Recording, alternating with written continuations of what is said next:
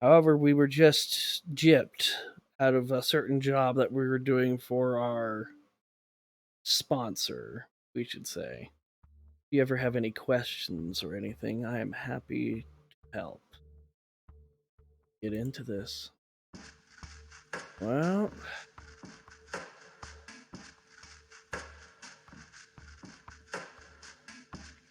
as you leave your haven, a homeless man bumps into you. You turn after him, but he blends into the crowd before you can even get a good look at his face. Instinctively, you check your pocket. A note? Looking at Mountain Bridge. Come over, D. We also have a few other choices. Such Juno and Agathon. Juno, the notes. You find the mystery of Agathon's research tantalizing enough to paying him a visit. Which one? Well, seems that D'Angelo is looking for me. Might as well continue helping him. Knowing there are only so many places with a good enough view of the Manhattan Bridge, you decide to check the ones that aren't likely to be crowded at this time of night. It doesn't take long before you hit the jackpot. Jane's Carousel. As you're walking along the pier, you notice a lonely figure sitting on the bench, steel flask in hand, his legs up on the railing. Soon enough, you hear a familiar voice. It's our friendly Nosferatu, D'Angelo. Evening turned to night, and as the final flickering rays of sunlight gave way to the kind of nocturnal shadows, so did the last of the jabbering tourists give way to a blessed silence. And yet, I couldn't shake the feeling. It seems like D'Angelo likes really talking to himself. Pausing mid-sentence, he leans back over the bench backrest and looks straight at you. Upside down, his face looks even creepier than usual. That I wasn't alone. What's with you and narrating? I mean, that's a fair question. I have to ask, what is it with you and narrating? Takes the edge off. Just like this. He takes a sip, then points the flask in your general direction. Fancy a sip? Yeah, feeding opportunity. Sure, why not? You take the flask and take a swig. It's blood, all right, mixed with other frivolous substances, some of which you recognize, while others you probably don't want to know. That's the spirit. Now that you're good and sauced, there's something I've been meaning to tell you. There's been another one. Killing, I mean, down by the docks. Same MO? The blood? The graffiti? Yep, it was our gal, all right. Victim sucked dry, same as before. Another sign on the wall. Something about impending doom and, oh lord, he coming. The particulars escape me. You know, that night I saw her, she looked so frail, so innocent.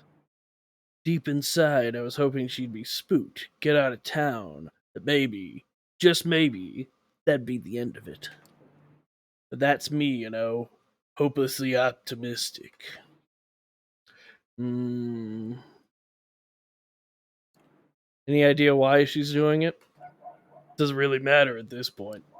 Whether she's Cain chosen or just a poor girl gone nuts after a botched embrace, one thing is painfully clear. Gives you a look of worry and sadness. She ain't gonna stop. He takes a swig as if to punctuate the sentence. So anyway, I've set up a meeting. Neutral ground, public space. Shouldn't get too ugly. Still, I was hoping you could tag along. Is it Larson again? Nah, let's leave the poor schmuck alone for now. It's pretty clear he's just as clueless as we are. He looks away and pats the bench next to where he's sitting. You might want to sit for this one.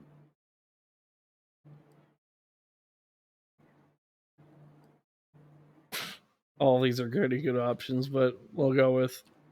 Oh, come on, it can't be that bad. Who are we meeting? Valerie. Oh, God. That blood must be an amazing vintage, because you sound fucking hammered. Hardy fucking har. Look, I know you two didn't exactly hit it off, but she's not as bad as you might think. I mean, in some respects, she's probably worse, but she can be reasoned with. Once again, he goes for the flask, but stops himself mid motion. Look, the way I see it, we ain't got a choice. Much as I want to help Santa, she's clearly a few bats short of a belfry. More people are gonna die unless we do something about it. You think Valerie can be trusted? Do you really think we could trust someone like Valerie? D'Angelo almost does a spit take. Fuck no. We could do business with her. I'm just worried that her asking price might be too steep for my liking. But then again, you don't always get what you want, huh? Noticeably proud of his words of wisdom, he tries to top him off with one last swig. A single drop falls between his crooked teeth. He looks at the empty flask with the utmost contempt. Oh, ain't that fucking poignant. Muttering a curse under his breath, he makes a valiant effort to get up the bench. As he staggers, struggling to remain upright, you offer your shoulder to lean on. He shoots you a smile that's as crooked as it is affectionate. Hey, kid. You meet his gaze, trying to look friendly rather than condescending. You're all right. And with that heartfelt moment, you bid adieu to the sprawling vista and make your way towards the bridge. Next stop, Manhattan. Entering the park from Midtown Manhattan, you promptly take a spot by one of the alleys, not very deep into the park. Minutes pass. 5, 10, 15. You start to wonder if she's ever going to show up. Suddenly, you hear a familiar voice with an unfamiliar tone. She sounds almost nice. Hello, Jenny. And there she is, walking along the side of the fountain. She looks less out of place here than back at that junkie-infested hovel, but only a slight margin. Something tells you that there are only so many places she would feel at home, and probably not ones you would want to find yourself in. Well, she glances over at you, barely noting your presence. Sorry about last time. Nothing personal, you understand. When I get caught up in the moment, I can get a bit intense. I can attest to that.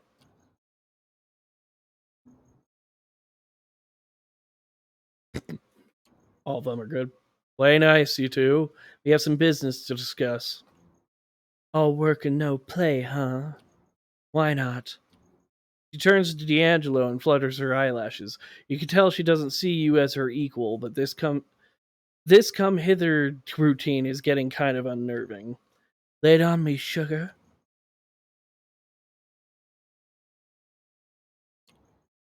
We have a mutually beneficial proposition. Does the pup speak for you, Ginny? Because I'm getting a weird sorcerer's apprentice vibe right now. Give the kid a break, Val. We're here about Santa, the thin blood you're after. The girl's a threat. We need to find her. Figure we can do it faster if we work together. Uh-huh. Keep going, honey, because I have a feeling there's a catch coming. Catches. Awkward silence. It's not often you see him at a loss for words. Seeing him struggle, you decide to jump in. We want the girl to stay alive. See, now that's a deal breaker right there, sugar. If you want me to even consider it, you'll have to sweeten the pot. Once again, she turns to D'Angelo. And I bet tall, dark, and handsome over here might have some ideas. Do you want a cookie? Just tell us what you want. I don't like where this is going. Okay, let's see. Okay, now I really don't like where this is going. Don't get too excited, kid. She wants a higher profile target to show off to the prince with what a good little scourge she is. That all you care about nowadays, huh? Playing the game, climbing the ranks. Smile creeps onto her lips. You can tell it's forced. D'Angelo definitely knows how to get under her skin. That's my Ginny. A big old brain and a heart to match. Once again, she turns to you. I knew right away he'd try to help this girl. He does love him, a damsel in distress. But you? I'm still not sure what your angle is.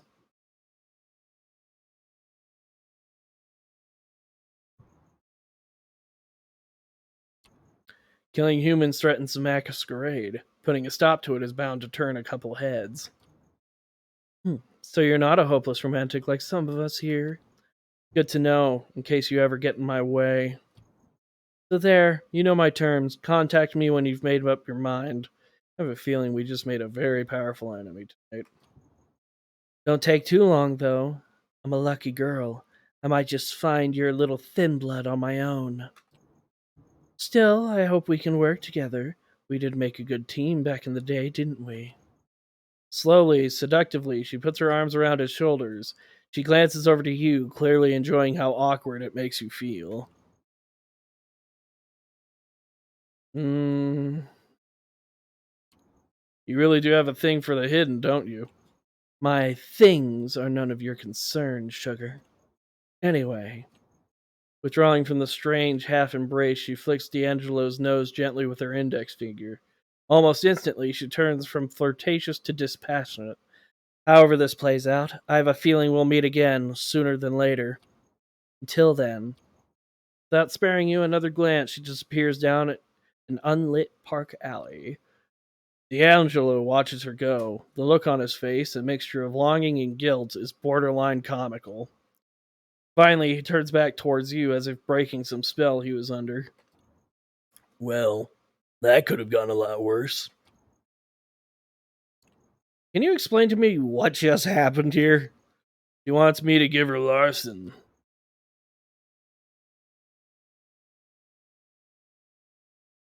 Both are good. Wait, what does Larson have to do with any of this? He doesn't. Not directly.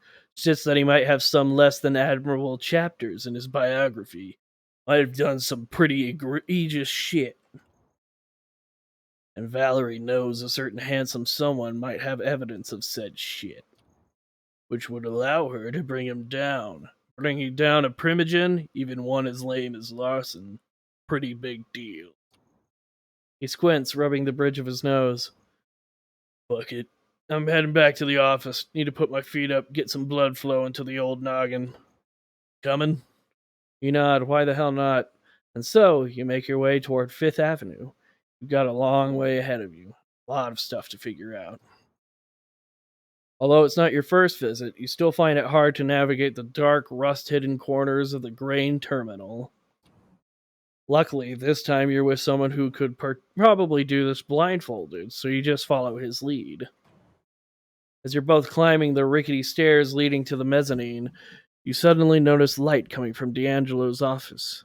A quick look assures you that no, he did not, in fact, lead it on. Interesting. Let's see where this goes. You bust through the door like undead Tango and Hooch, or was that Turner and Cash, ready to unleash unholy fury on the intruders.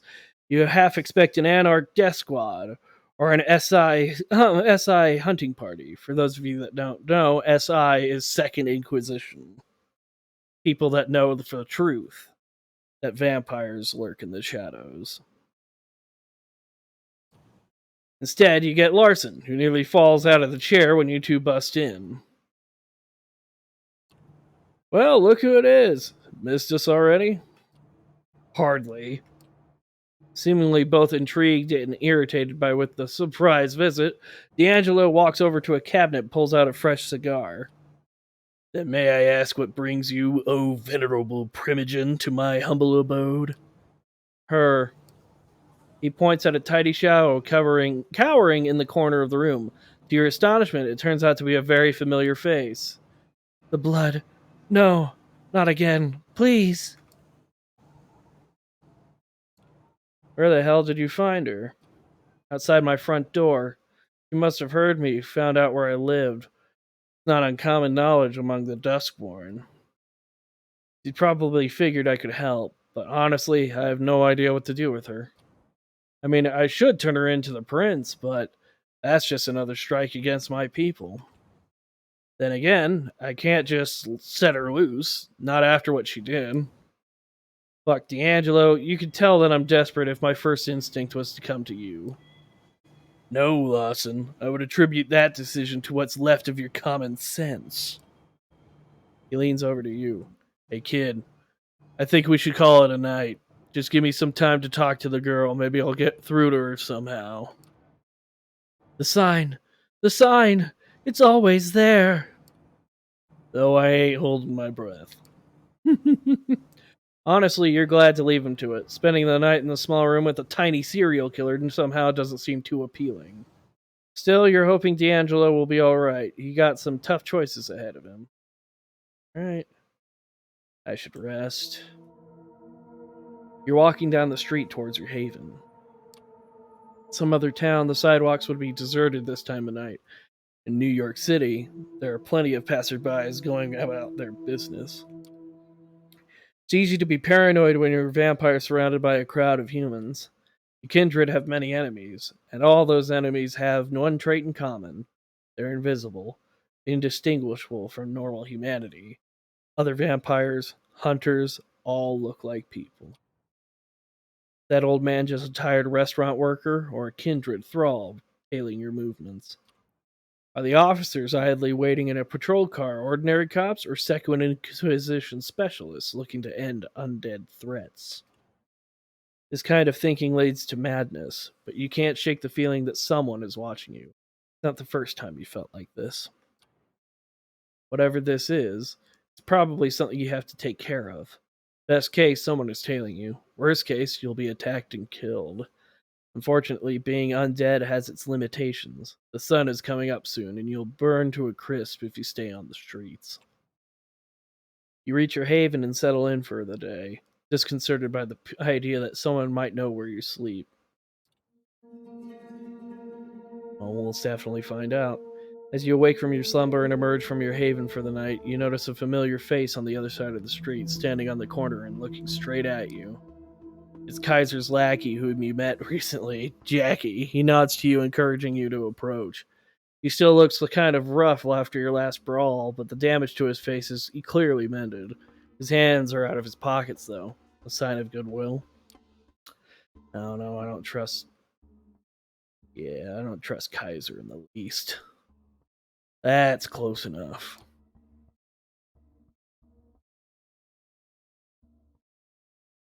Let me guess. This is not a social visit. Kaiser sent you. Don't say his name out loud, idiot. He takes a look around just to make sure nobody's listening in on your conversation. I think that was supposed to be offset. Don't say his name out loud, idiot. And then he takes a look around. That's funny. Yeah, he sent me. I was supposed to give you this. He produces a crumpled piece of paper from his jacket pocket and hands it to you. Read it, memorize it, then give it back here. It's a letter. The paper might be just a page ripped out of the spiral notebook, but the writing on it is exquisitely detailed and deliberate. It reads, so let me see if I can get this. Time to square your debt with me. Go to the wine shop at 232 Mulberry Street and ask for the 1821 Special Reserve, Donatella Negromaro. When they tell you don't have it, say you're a Fidel Servitor della Familia G. Those exact fucking words, and make sure you get the G right. So let me make sure I have that. Okay. You'll get a bottle. Just take it and leave by saying grazie. Don't ask how much it is or anything else. Just walk out. When you have it, come back to Jackie Boy here and let him know. You done? Memorize that shit and hand it over.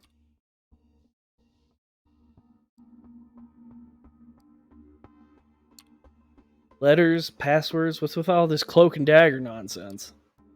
How the boss likes it, and who am I to argue? I just do what he says. You about done the letter? You note the phrases and addresses mentioned in the letter, then hand it back to Jackie. He immediately reaches for a lighter and burns the letter, putting out the ashes with his boot. So yeah, when you do that, the boss asks, come back here so I can tell you where to go next. I'll be in that alley over there, so find me when you have the item, whatever it is. I don't know, and the boss made it extra clear that I shouldn't care, so I don't. See ya. Well, ain't this guy just a bootleg? He shuffles away and leaves you to pursue the lead from the letter. Time to pay a visit to Nolita. You arrive at the address mentioned in the note, not counting local restaurant patrons. The street is mostly empty at this time of night, but curiously, the wine shop is still open. Inside, a small, middle aged woman with curly hair stands behind the counter in front of a wall filled with wine bottles.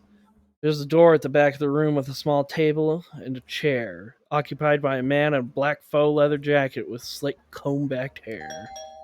He's reading a newspaper, but pauses as a little bell rings when you open the door. He takes a sip from a small, steaming cup, then gets back to his broadsheet. Good evening. How can I help you?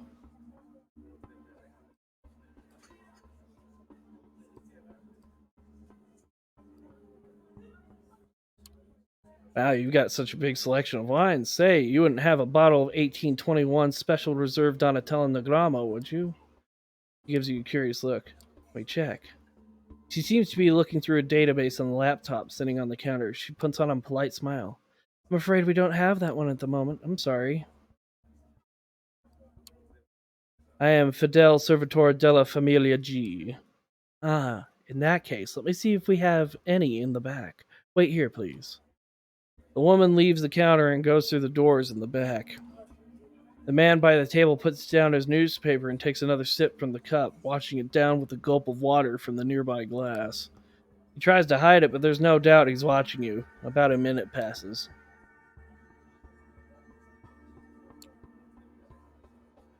You remind yourself of what Kaiser wrote in the letter. Keep quiet, patiently waiting for the woman to return from the back of the store. The man finishes his drink and starts doodling on the newspaper, his eyes darting to you every so often. The doors to the back of the store open and the proprietor emerges with a small, unlabeled squat bottle of crimson liquid. She gives you an apologetic smile.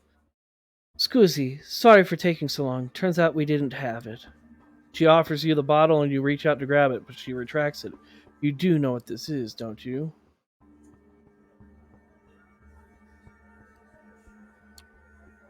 You focus your blood and immediately see both of the people in the shop focus intently on you and what you're about to say. I know exactly what this is, and I'm the right person to give it to.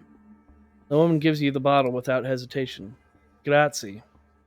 Deciding you pushed your luck far enough, you nod and exit the store, then take a brisk walk to your car. Nobody follows you as you leave Nolita and drive back to your apartment.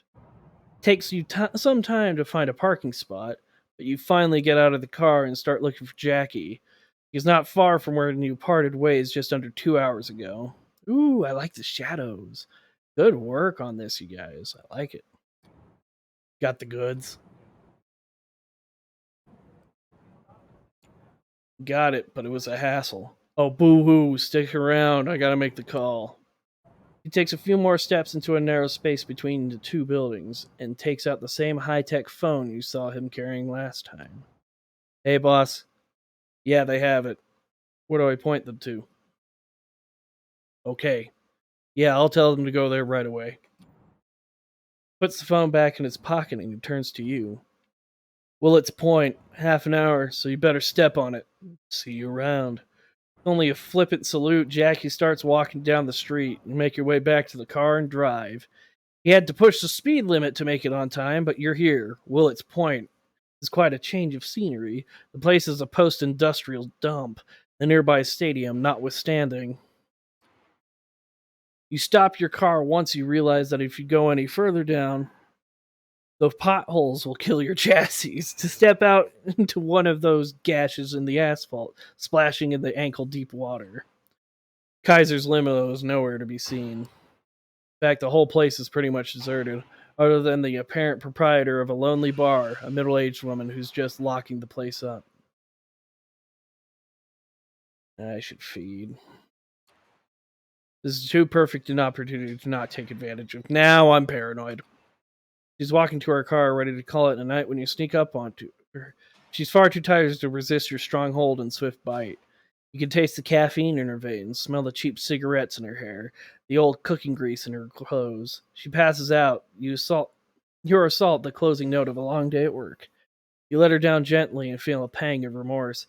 You pick up the car keys she dropped and place her in the driver's seat. She'll find an explanation for passing out like this for sure.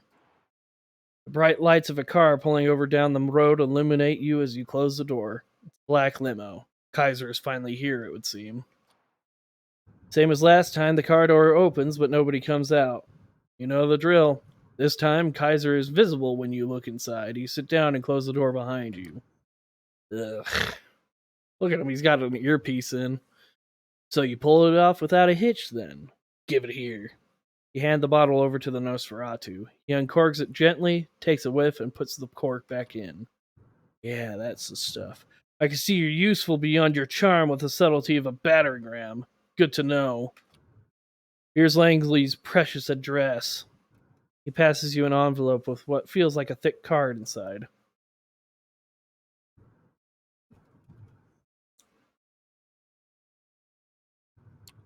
Thank you, Mr. Kaiser. Best not to piss him off. Yeah. I'll send Jackie over if I need anything else from you. How about that? Time for you to get out. Now. He waves you out of the car. With the envelope in hand, you get out, back onto the torn asphalt and decrepit surroundings. The limo slowly drives away. Finally, you can return to Sophie and bring her what you wanted. I guess we're already on our way. Gregory lets you in. You hear a shrill, unpleasant laugh, and you realize Sophie has having a guest over. He's the man from the Elysium, the one with the glasses and good taste in suits. You didn't have the chance to talk to him last time you saw him. Ah, Toluron. So glad to see you. Tell me, did the two of you previously meet?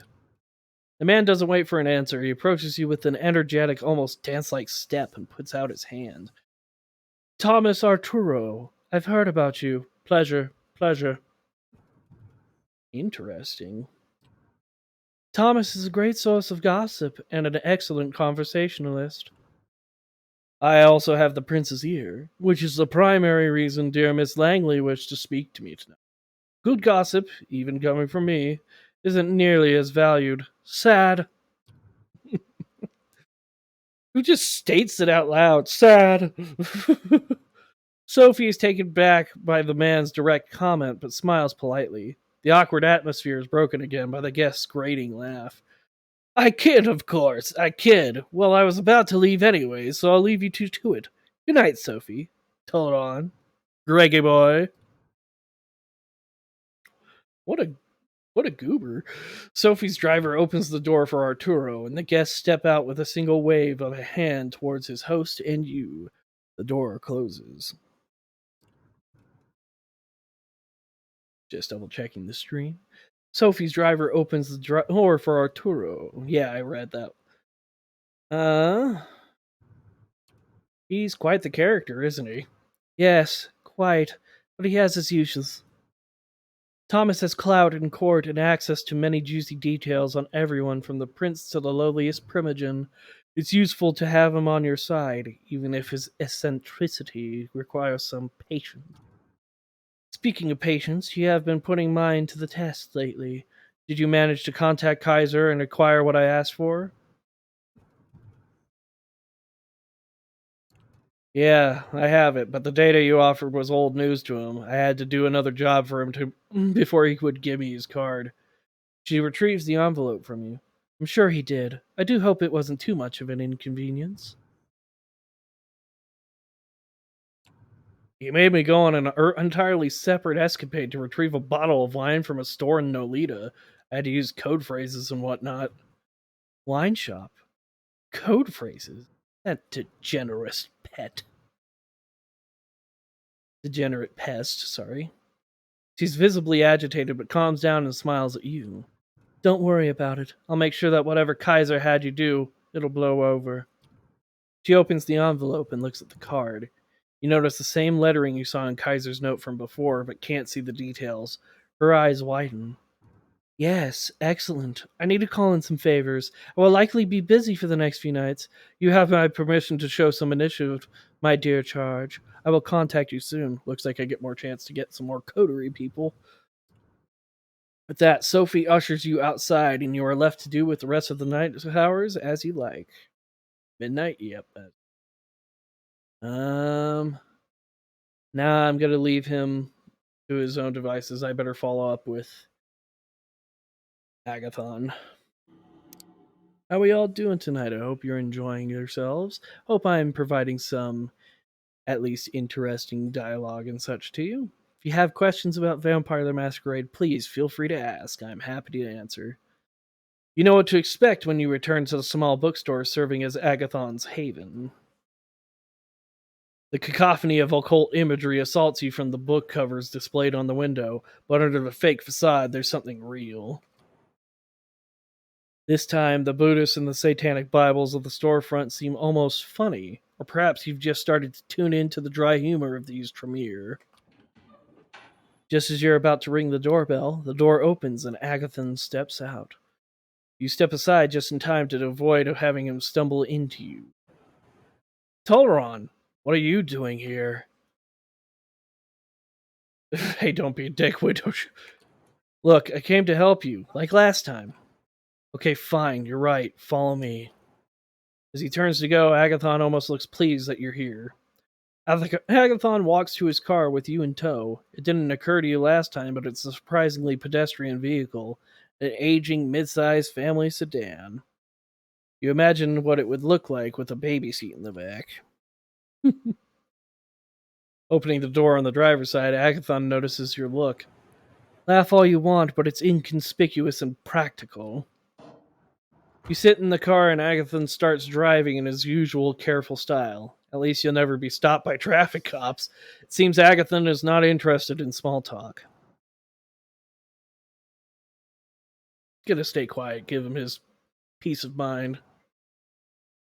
You decided it's best to let Agathon drive in peace. Agathon is very comfortable driving in silence. You look out the window, wondering at the ordinary lives, at the people you pass by. Suddenly, Agathon snaps you out of your reverie. Let me ask you something, Toluron. Do you enjoy the hunt? I mean, if this is my own life now. Of course, thought all kindred did. I mean, maybe I feel guilty sometimes, but it's such a rush. Not all kindred enjoy it, but you're right. Most do. There's something melancholy in Agathon's voice that you can't quite parse. You exit Manhattan over the Brooklyn Bridge and soon reach the side of the nightclub that seems to be your destination, on a riverfront, converted former warehouse. With a start, you recognize the place, the club where fate latched its cold, grubby hands onto your soul. You wanted to party, but instead you became a monster. How's that for a hangover? Fair point. After Agathon parks the car, we've been around here before. Time for you to enter the nightclub. You glance at the Tremere, evaluating him. It's obvious this is not his kind of place. There's a good chance the research notes are here. Let's not waste any time. Excellent. There's a line into the club. It looks like a popular spot, even if, based on the crowd, this is not exactly a place for supermodels and celebrities. Let's go ahead and charm the bouncer. You walk up to the man at the door and smile.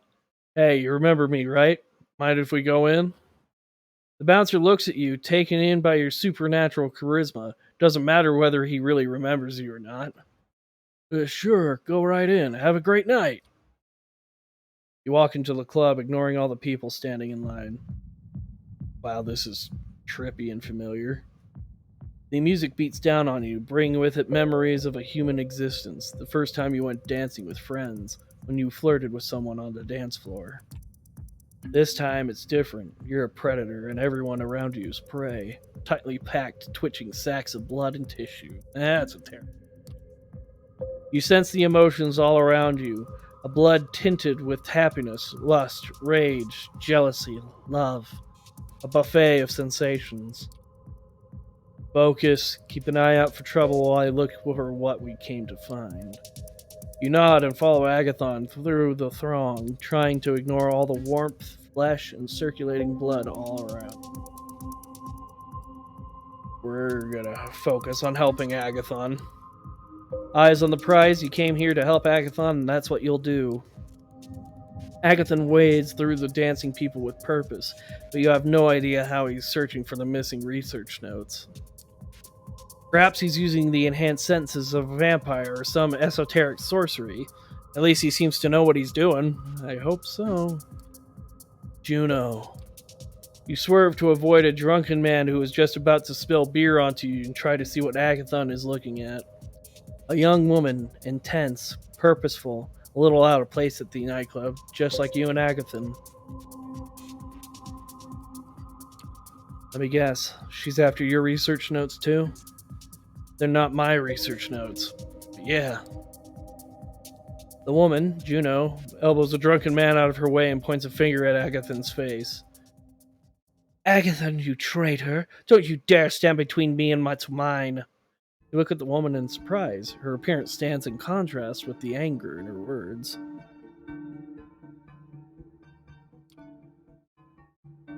You know, Aisling will not let you leave with the notes. Perhaps she won't let you leave at all. Juno pulls close to Agathon's face and stage whispers loudly enough for you to hear her over the music. You're still so brainwashed that you care about what Aisling fucking Sturbridge wants? I'm done jumping through her hoops. I don't know what I saw in you, Agathon. You're such a lapdog. Look, are we sure we want to talk about all this in the middle of the dance floor? Do I look like I care about the fucking masquerade? Oh boy, we got an anarch. You look at Juno in genuine shock. From Sophie, you've understood that the masquerade is universal among kindred. Juno, you don't mean that. You're not suicidal. Fucking watch me. Juno, please. Juno steps back, suddenly cold. Ignoring the people dancing all around her, she stares hard at Agathon. The past is past. The traditions are dead to me. You won't stop me, Agathon. I'll make sure that here and now, you know I have the power. No, Juno, please! Agathon sounds panicked. He's not worried about his own survival, but of the possibility that Juno is going to unleash a genuine masquerade breach. Let's calm. Calling on the powers of your blood, you step closer to Juno, between her and Agathon. Agathon was being an asshole. Don't hurt yourself just to get back at him. He's not worth it. Juno looks you in the eye, and you can see that she's tired and scared. Defecting from the Tremere is not easy or safe. You're right. She turns to go, then stops and glances back at you. You should pick better friends. With that, Juno walks through the oblivious dancers toward the exit. The obvious dancers? Looking around, you realize that Agathon didn't stay to witness your exchange with Juno. Instead, he worked his way around the dancing crowd, looking for the notes using his arcane methods. After Juno is gone, he returns, shaking his head. The notes were here, but not anymore. It's possible someone grabbed them when we hunted here. After making sure Juno was nowhere to be seen, you and Agathon push your way back outside. Outside, you walk to Agathon's car and drive back over the Brooklyn Bridge to Manhattan, heading for Agathon's haven. Juno mentions some very personal things. I trust your discretion of not discussing those things with Aisling. Your love life is your business. Thank you. After a while, you reach Agathon's haven and he parks the car. You walk to the occult bookstore and Agathon invites you inside. The smell of incense assaults you as before, making you grateful you don't have to breathe. You follow Agathon upstairs to find Aisling Sturbridge in an armchair reading an old book. She puts a bookmark in place as you come in. You were successful, I hope? No, I'm sorry. The notes were there at some point, but not anymore. That's a shame. I hope you don't run out of time. How did Sophie's little protege do? Agathon turns to look at you. Well, surprisingly well. That's a surprise. I'll have to compliment Sophie on her choice. We met Juno. Fortunately, she couldn't find the notes either. That's interesting. The High Regent turns to look at you. What was your impression of Juno, fledgling?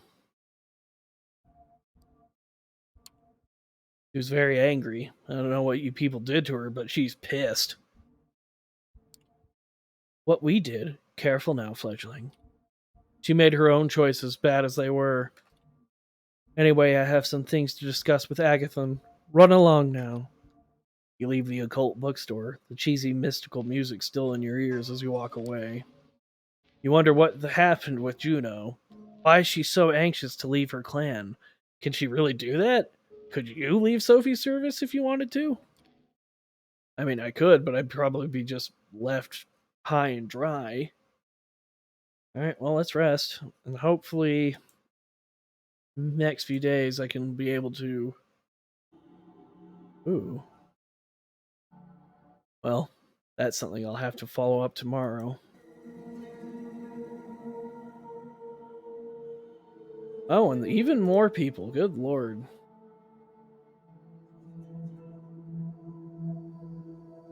Let's see who's following me. Someone is following you around. Has been for a few nights, maybe longer. That can't be a good thing. The only question is what to do about it.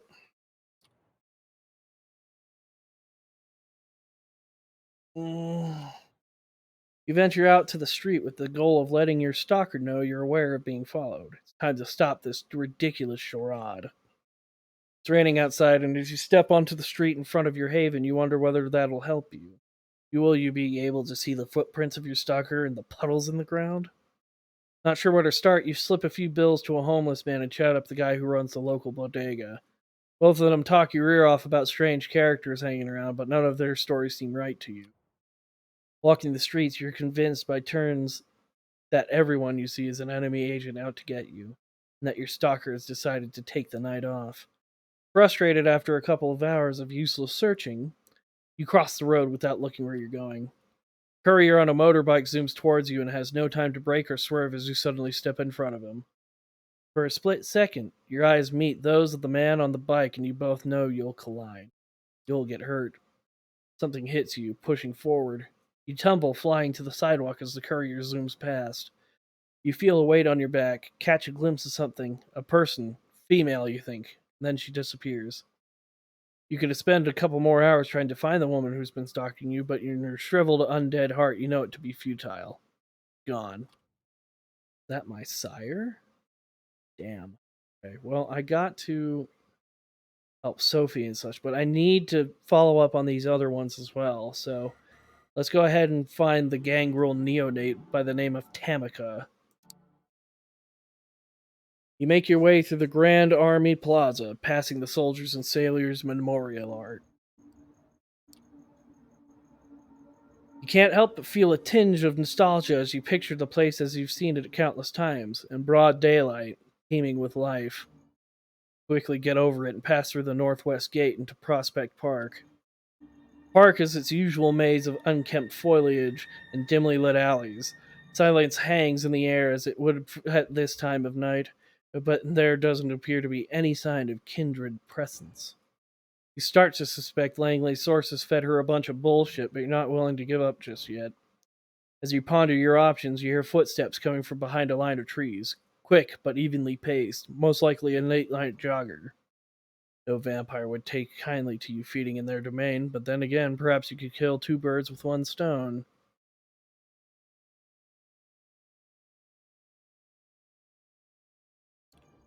You head south, delving deeper into the less frequented section of the park. Passing a babbling stream, you make your way into the ravine. Home to some of the oldest trees in the park, it's the place to go when you want to get away from the crowd and enjoy some one on one time with nature. That's during the day. At night, it's bound to be a gangrel's delight. Making your way through the brush, you come across a rocky crevice hidden behind a wobbly chain-link fence. You leap over the fence in a single bound, trying to land as quietly as kindredly possible. Kindredly possible, I love it. Very good. The crevice looks deep enough for you to think twice about jumping in. Instead, you peer into the darkness below, listening intently. In a split second, the air by the side of your head swirls like a vortex. Driven by sheer instinct, you lean back just as five finger shaped razors cut through the darkness, missing your face by an inch. A clawed shadow jumps back a few paces, preparing to correct its mistake. You catch a glimpse of the assailant. Looks pretty animalistic, all right, but he's not the one you're looking for. For starters, it's a he. Oh, goody. Let's see where this goes. Just as he's about to lunge at you, your snarl resounds from the nearby bush, stopping your foe in their tracks. Out of the shadow emerges a young woman, baring her teeth ever so slightly. She walks over, calmly, her eyes fixed on your assailant. Her presence is enough to make him reconsider attacking you, but not to withdraw completely. He glances over to her, puffing up his chest. Stay out of it, Tam. I smelled it first. Tam? Well, how about that? Lucky us, I guess. She raises an eyebrow but remains silent. Her compatriot turns back towards you. You shouldn't have come here, pretty boy. I'm gonna fuck you up so bad you'll be wearing your tongue as a fucking necktie. Ooh, isn't he so fucking scary? Him and his man bun. Tamika looks at you expectantly. So you can bark. Let's see your bite. All right, boy. Let's see if your bite is as bad as your bark. Clearly taken aback, he looks over to Tamika as if gauging her reaction.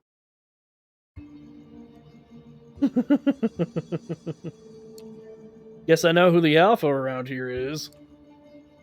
Barely visible smile creeps up Tamika's lips. The man's eyes narrow. Although you can't really see it, you could bet the hair on the back of his neck just stood up. Shut your fucking mouth, pretty boy. Should have run when you had the chance. Fierce growl echoes across the alley, stopping the savage in his tracks. Tamika walks over to her comrade, her fangs glistening in the dim lamplight. Excuse me. She puts her hand on the side of his head, caressing his hair and tugging at his ear, as if she was scolding a puppy. Oh. She leans over and speaks in a voice that's firm yet oddly affectionate. It's okay, Raoul. I'll handle it from here. Hi, Tamika. Lots of dreads. The male gangrel looks at her with a mix of timidity and resentment. Then he turns back towards you. You want to waste time on this asshole, Tam? Be my guest. Uh-huh. You and your man bun can go wherever you want now. Having said his piece, Raoul retreats into the shadows, although if you were to guess, he's likely to stay within earshot. With her companion gone, Tamika turns to you once more. What do you want? Short story. I'm new here and I'm looking for a chance to leave my mark. Maybe shape things up a bit in the process. I could use your help. Why me? My sources claim you're capable. Are they wrong? No, I guess not. But if you're so well informed, you should know that I don't whore myself out for mercenary work. I'm not hiring you, I'm offering you my help should you ever need it, and in time, perhaps also my friendship. Do I strike you as someone who needs a friend?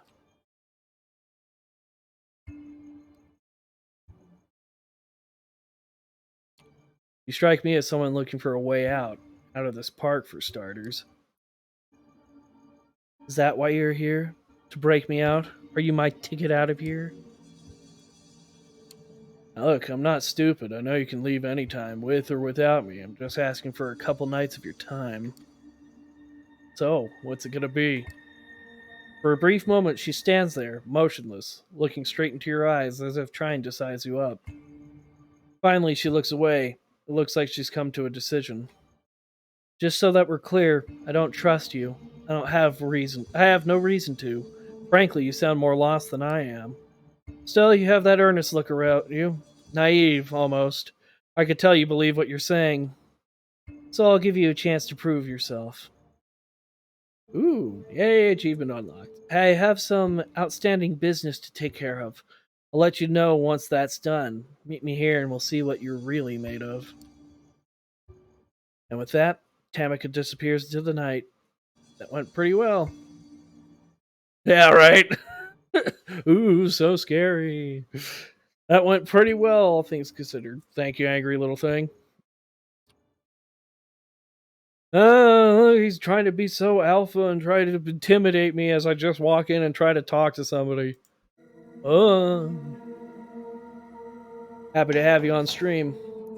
Kadir Al-Azmai, the sheriff of New York City, is knocking at the door of your haven. Oh boy! The sight comes as more than a little shocking. Yeah, no shit. If he had business with you, you either expect to see him already inside or never see him coming at all. Yet, here he is, on the other side of the peephole, patiently and politely waiting for you to let him in. You carefully unlock the door and face him in silence. Evening. May I come in? You simply stare at him. Your lack of an answer doesn't faze him, and your lack of resistance as he starts walking inside has obviously been interpreted as permission. Yeah, you don't fuck with the sheriff. Once inside, he starts looking around as you cautiously stay by the door. Haven't really had time to make this place your own yet, have you? It looks like Langley's apartment through and through, a secluded study where nobody studies anything. Look at the books on this shelf. Obviously meant to impress guests, not to read. They reveal nothing about their owner, aside from the aching desire to be taken seriously as an intellectual. He picks one of them up and smirks before putting it away. The phenomenology of the spirit, next to all of this garbage poetry. We can make a bet. If she's had more than 20 pages, I owe you $50 and a gallon of blood. Dear, damn. The kind of place that self-professed hermits entomb themselves in to suffer. Considering how much you have to run around these nights, you probably only use it to shelter from the sun and rest, right? Even though he's obviously making an effort to come off as non-threatening, it's impossible to forget the first impression he made. Yeah, where he's holding a sword over our neck. You still see him as a fierce predator, trying hard not to expose his true colors. You sense a familiar fight or flight response as you struggle to find a diplomatic answer to his last question. If Kvdir is bothered by your silence, he doesn't let it show. He keeps walking around, toying with whatever catches his eye. Eventually, he speaks up again. Watch any baseball lately? If I had to guess, you strike me as a Red Sox fan. Now he's inviting you to talk to him in a more direct manner. You attempt to overcome your physical reaction to him and to reply as casually as you can. Oh, no. I don't have any options here. Your mind goes back to the night when everything was changed forever. Waking up into hell with a body next to you, spending a night in that underground sweatbox, unsure of what will happen next. That endless car ride. 3 strikes, a bloodthirsty crowd, that blade. A rebirth, a baptism by fire, a frightening executioner who made sure the flames scarred your spirit. As you look into his face, you realize he's read the emotion from yours. Not in the mood to exchange pleasantries. There's no animosity in his voice. He's just stating a fact. Let me get this straight to the point then. I have a feeling he's been using some kind of, like presence or something on me that keeps me too afraid to say anything. He momentarily stops caring about his surroundings, turning all of his attention to you and demanding the entirety of your attention in return. You see, there's something I've realized over the years. In large part, I may have been hired to look menacing with a sword, but my job is all about seeing through the bonds and friendships. And relationships, I should say. The Camarilla would be as safe as long as its members adhere to certain social contracts, making their dealings and affinities plain for everyone to see. But that, obviously, remains a pipe dream. This is a community of born conspirators, overly ambitious gangsters and politicians, monsters in denial, all sorts of practically broken individuals. They are driven by desires that make them incompatible with the Masquerade, incompatible with prolonged survival of the Camarilla, incompatible with the methods I use to operate. And so, I am doomed to be like a cop, constantly insulted behind my back, maybe for a good reason, but immediately called for help whenever someone loses their tableware. Or like an Agatha Christie protagonist outwardly assisted by everyone but constantly lied to about everyone's past and motivations, even if my failure to solve the mystery might be the end of us all. He tries to sound like he's peacefully resigned to his fate, but it's easy to detect a tinge of regret in his voice, a voice belonging to someone who once had bigger ambitions than this. What broke him? So you see, for this detective, the why done it is far more important than who done it or how done it. When you understand all the players and their mutual obligations, you easily understand every crime. But of course, the kindred knows it, so they devise ways to make my job much harder. just like conspiracies between two unrelated actors that depend on scratching each other's backs for mutual security. Or they enforce a blood bond to make someone unexpected their thrall. A boss serving their employee, a rebel serving a tyrant, just because one is regularly being forced to drink another's blood. For those of you that are interested and curious to know, the blood bond, a mystical enforced relationship between a vampire and another, mortal or kindred. Drinking the blood of a vampire directly from the vein 3 times creates an intense loyalty in the drinker, resembling infatuation or obsession. The bond loses its grip over time, but it's reinforced by repeated drinks from the donor vampire. So it's a way of asserting control.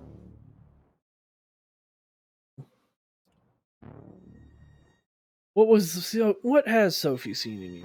Why does the prince keep asking me about your actions? How come you're being pushed to build your own coterie so fast? You are surrounded by unclear motivations which yourself you don't understand. That unnerves me, and it should unnerve you as well. Oh, and what are your motivations? Finally, you manage to raise your voice. Kadir notices the effort and smiles softly. So you haven't gone mute since the last time I saw you. Good. Well, I'm here for a selfish reason. I need to develop a rapport with you to better fulfill my obligations. The last time we met, I couldn't see you as my equal. Now that you've been accepted into the Camarilla, what choice do I have?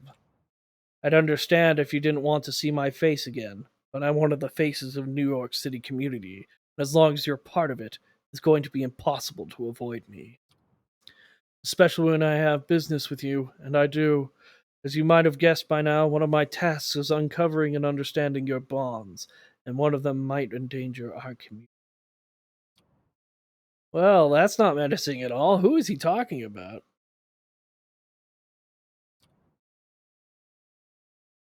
Well, let's see.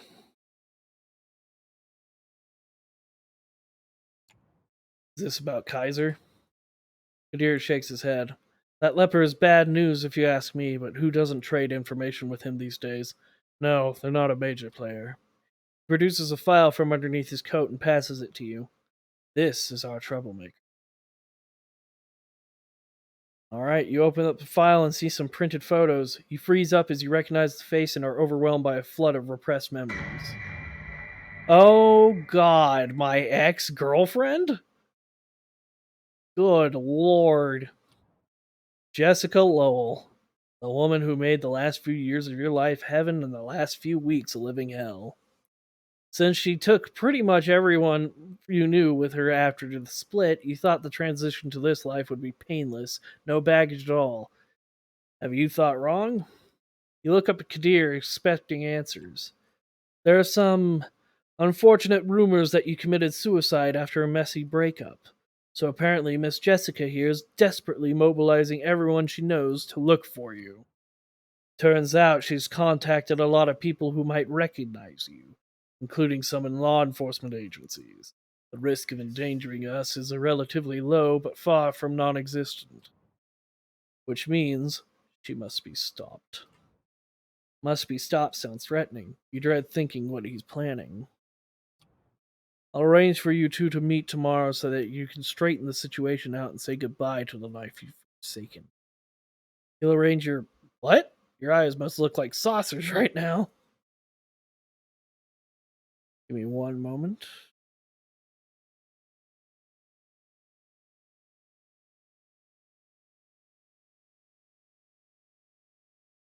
During a quick text. There we go. Usually these matters are left to my discretion, and I can't think of an easier solution. The lost sheep reappears, takes care of unfinished business, and disappears, never to be seen again. Nobody cares. It's simple, it's clean, no contrived schemes, no unnecessary victims. It gives me an opportunity to learn more about you as I observe. When neonates interact with kind they used to hold dear, their true natures are laid bare for everyone to see. Of course, he's invested in being kind to you, or he's making it clear his self serving intentions so that you don't start figuring them out yourself. Any objections? Any alternatives are probably worse. You shake your head. Very well. I'll arrange a meeting and drive you there tomorrow. Better come up with a load of bull that's easy to swallow. He disappears from the apartment, leaving you as confused as the last time he closed the door on you. God damn it, you need to think it through. Ah, don't jump me like that, Jesus. For a long time, you just sit in your haven, lost in your thoughts, remembering how you once thought your world had ended with her leaving. Whining, sure, but seems like it was prescient. Good. Well, that took a lot of time. There's a sleazy reporter from a gossip magazine sniffing around Sophie's wave, and she could use your help with the problem. Well, better go help my sire. Or should I check in on D'Angelo? Let's see. It's been some time since your last visit at the Red Hook. You should probably get back to D'Angelo and see if he's managed to figure out anything to handle Sana. As you make your way up the stairs, you notice that D'Angelo's office is surprisingly quiet. You were half expecting something akin to a scene from The Exorcist, with Santa belching out curses and your companion sprinkling her with, well, whatever it is vampires use for holy water. What you witness instead as you open the door is the picture of serenity. The girl, although still curled up in the corner, is sitting calmly with her eyes fixed on the pages of some pulpy detective novel. She doesn't even register your presence. Sitting behind his desk, D'Angelo seems to be looking over some files, puffing on his usual brand of cigar. Seeing no trace of Larson, you assume he must have gone back to his family. Noticing your presence, the vampire detective leans back in his chair and gives you a tired look. Hey there, Clyde. Glad you could make it.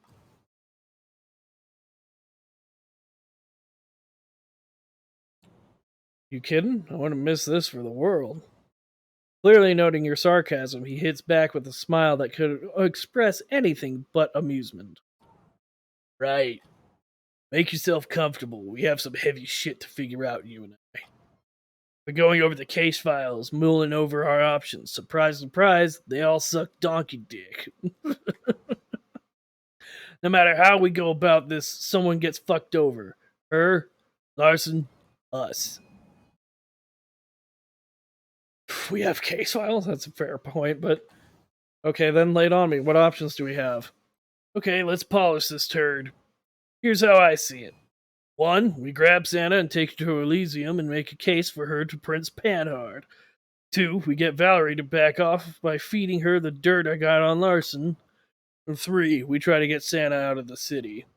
Come on, kid, I can hear them thoughts bouncing around your head from over there. Out with it.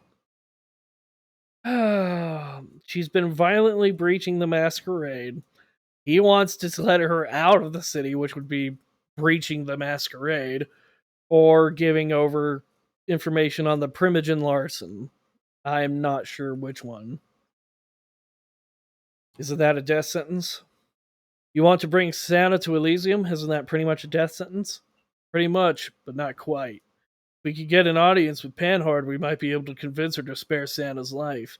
The prince is as much a hard ass as some would like her to be. Probably rather avoid further alienating the Duskborn community. That said, if we run into Kadir, we're as good as fucked. And what do you have on Larson? What kind of dirt do you have on Larson anyway? Must be some serious shit. Oh, it is. A few years back, the Second Inquisition led a coordinated assault on New York Kindred. Operation Lights Out, they called it. Nasty fucking business that was. A lot of good vampires died, some of them I knew personally. Larson was one of the Inquisition's first targets, but when they got to him, he managed to convince them to spare his life. In exchange, he fed them into info on a fellow Camarilla member, one Nicky the Chop. Suffice it to say, Nicky didn't make it through the night. Okay, time's a wasting. What do you think we should do? Wait, you're letting me make the call? Look, kid, I've been at it all day, mulling it over, and all I got from my trouble was a splitting headache. I just don't know anymore. All I'm asking for is your honest opinion. Just pick one and make a case. Convince me it's the right thing to do, or at least wrong. Or the least wrong, at least. So one more time, bring the girl to Elysium, trade her life for Larson's, or sneak her out of this town. Elysium is reasonable. Larson should also answer for his crime, but that would make a Primogen mad at me, even if he's the lowest rung on the ladder. Bring her to Elysium seems like the most reasonable thing to do. And the cruelest, or at the very least the most risky. If we can't convince Panhard to give Santa a shot, the girl's as good as dead. Then we better be extra convincing. Why do we want to spare her life? She's been murdering a bunch of kine and not, keep almost breaching the masquerade. So be it. Fuck. Do me a favor, kid. Watch her for a few minutes, okay? I gotta make some arrangements, make a few calls. He catches himself, looks at you with an expression of the phoniest of phony guilt. But not like with a phone or anything, because, that would make me a naughty boy, which I'm clearly not. He walks out of the office, though, or through the frosted windows, you see him instantly go for his clamshell phone. Screw it. Does it really make a difference at this point?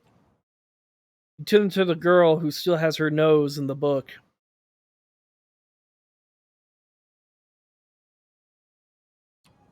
I don't know if you understand what I'm saying, but I'm sure as hell hope you're ready for what's coming. She looks up from the book and her eyes glaze over. Coming. He. Soon. A shiver runs down your spine. You decide to best to leave her to her reading and spend the next few minutes in complete silence. I have a feeling she's one of the lowest offspring of the Malkavians, the mad ones. Finally, D'Angelo staggers back into the room. All right, I called a friend of mine who works at the art hole. She says the prince is there right now, in her private quarters.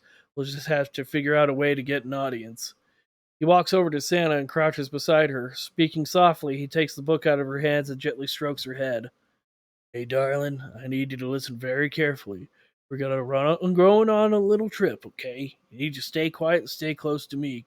Can you do that? Stay close to Angelo? She squints, trying her best to concentrate. D and Jello.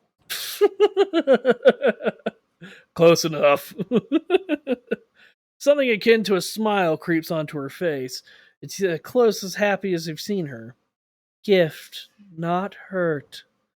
D'Angelo returns her smile. You're welcome. He turns to you, putting his serious face back on. He nods. Looks like it's go time. The art hall welcomes you with all of its usual weirdness and grotesqueries masquerading as contemporary art. Right now, however, art is the last thing on your mind. As the three of you make your way through the crowd of usual suspects, D'Angelo gestures towards a lone figure standing in the corner. To your surprise, it turns out to be Sophie. As you approach, she raises an eyebrow, taking an especially long look at Santa. And here I thought nothing in this world could surprise me anymore. Mind telling me what it is you're doing here? D'Angelo nods courteously. We're here to see Prince Panhard. I don't suppose you could help us get an audience? I think you're confusing me with the Prince's Herald, an honest mistake in this lighting. Still, I'm afraid you're out of luck. From what I've heard, the Prince is not accepting visitors.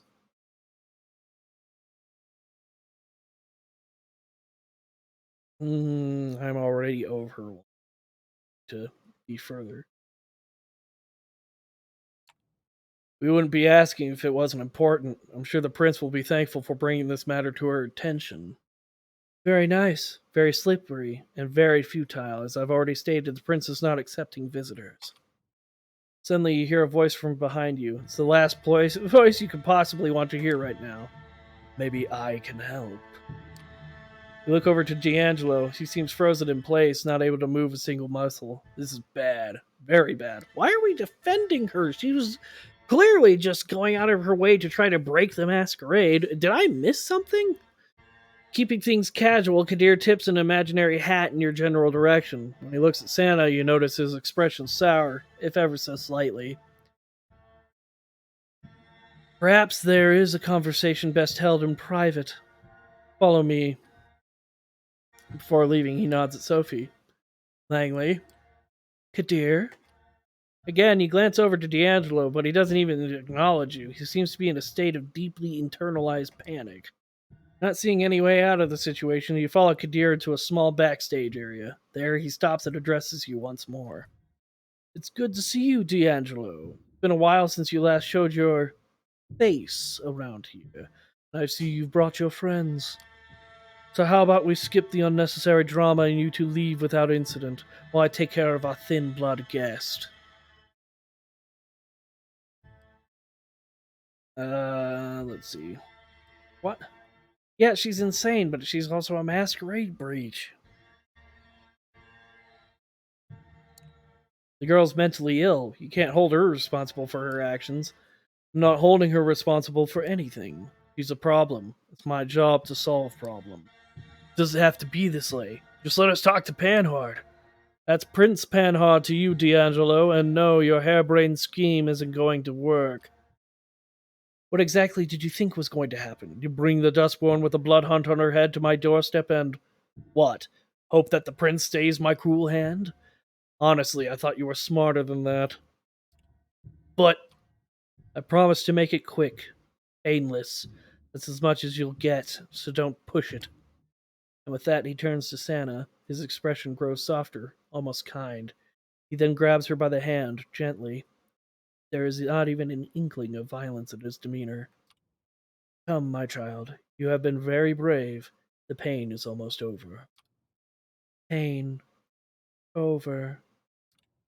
With blissful ignorance, she looks at you and D'Angelo as the sheriff walks her out of the room. Companion looks broken, as if something inside him just snapped. Without even looking at you, he utters under his breath, I killed her.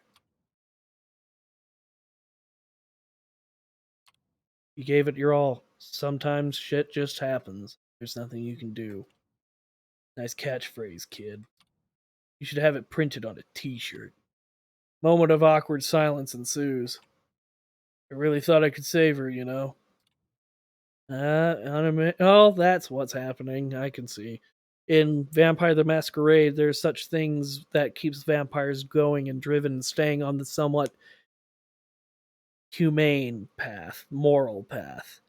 It's the face, as I said before, the entire point of Vampire the Masquerade is trying to hold on to what's left of your humanity in the face of becoming just a drooling, bloodthirsty monster. He has accidentally made her his touchstone.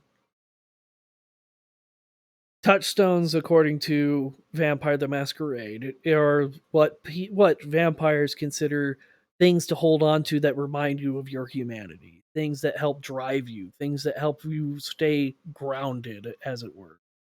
I think by helping her and seeing her in her helpless situation and everything, D'Angelo thought through his convictions and everything and made her a touchstone pretty much by accident. Not really knowing what to say, you lift your head around to pat him on the back. You stop yourself mid motion. Somehow it doesn't seem like the thing to do. Leave the art gallery and head back over to Red Hook. On your way, you keep thinking about Santa and whether now is the exact moment Kadir brings her final death. Not a pleasant journey. Slowly, clumsily, you make your way back to the grain terminal. No words are spoken, no bad jokes made, no monologues muttered, and no smiles exchanged. There's only silence and vacant stares. As you head up the stairs to D'Angelo's office, you can feel the tension rising. You can tell the moldy sleuth has reached a breaking point. He walks into his office and leans against his cluttered desk. He figured now is as good time as any to break the silence.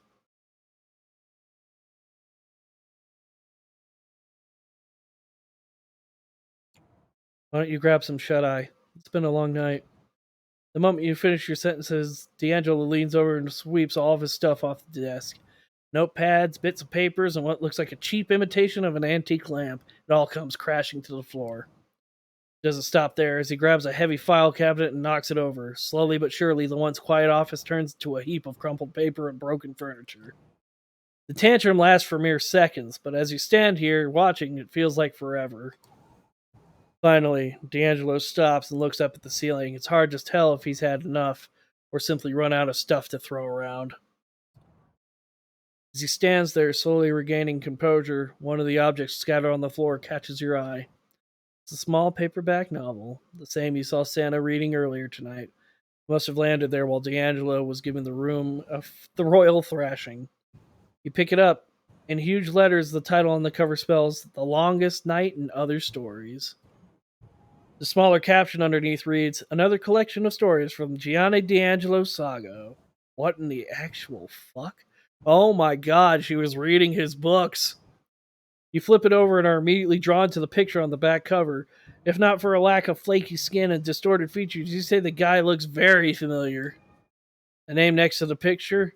Reginald Finch. You stand there not even knowing where to start. Even in his current state, D'Angelo, or whatever his name is, remains one step ahead of you. Yeah, that's me in the picture. Reggie fucking Finch. Haven't seen him in a while. Wasn't planning to.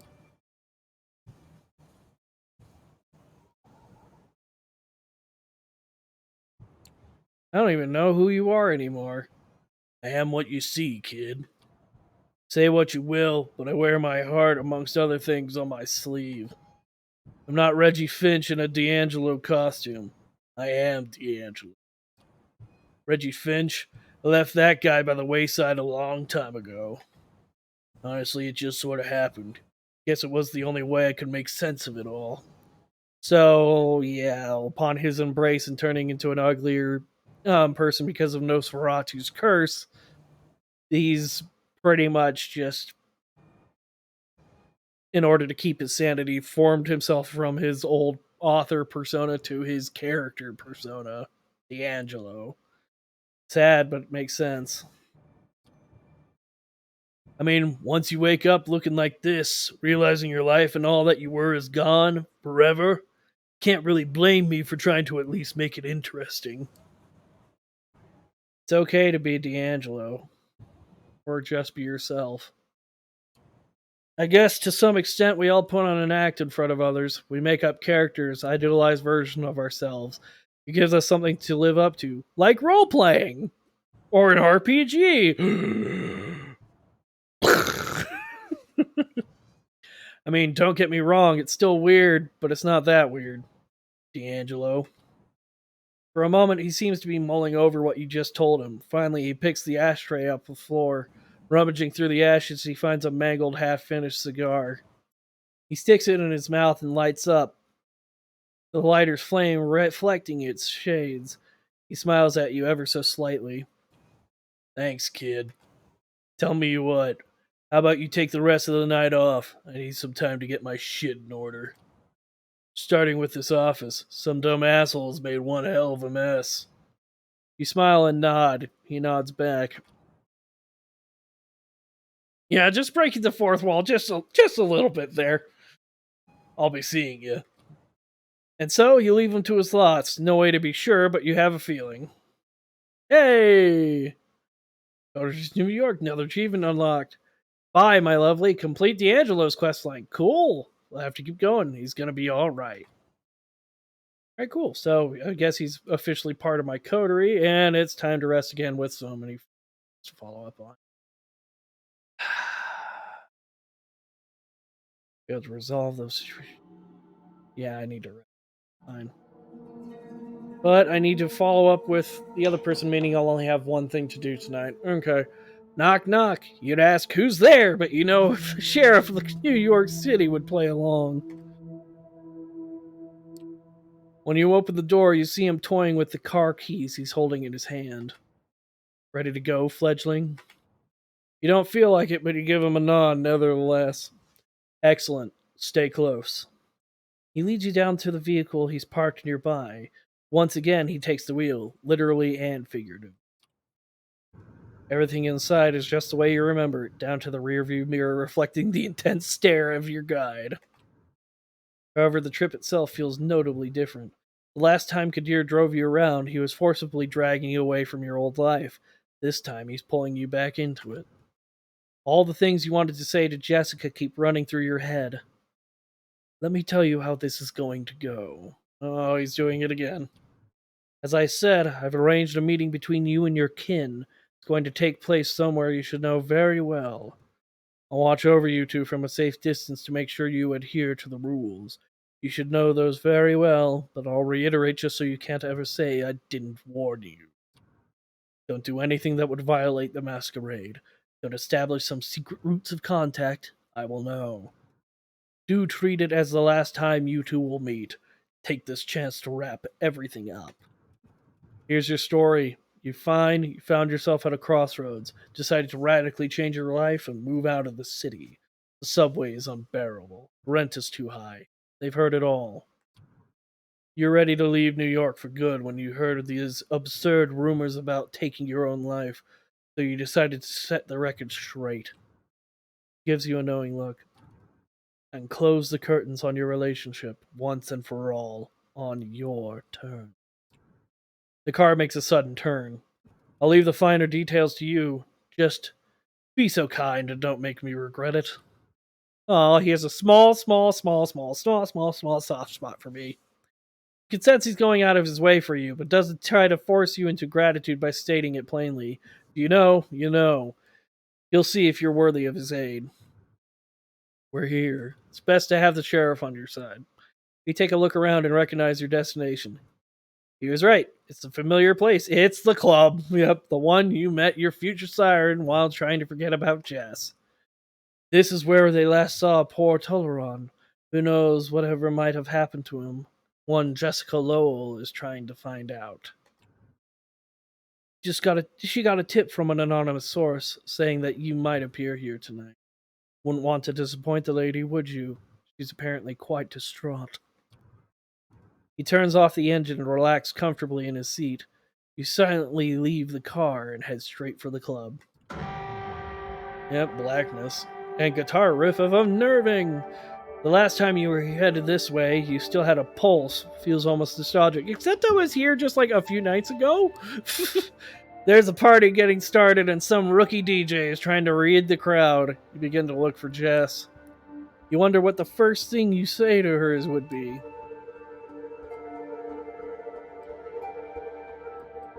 Why did you let me die? Oh my god. Hey, how you doing? Yeah, that should work. The music is pulsing and there are good vibes in the air. You spot a girl hurrying to the bathroom with a nosebleed. The smell is faint, but it gets you in the mood to have some fun. However, Kadir indicates that she's got a pair of eyes around here somewhere. Better stick to the plan. A stupid idea pops into your head. If you meet her and she says, I want to be with you again, what would you do?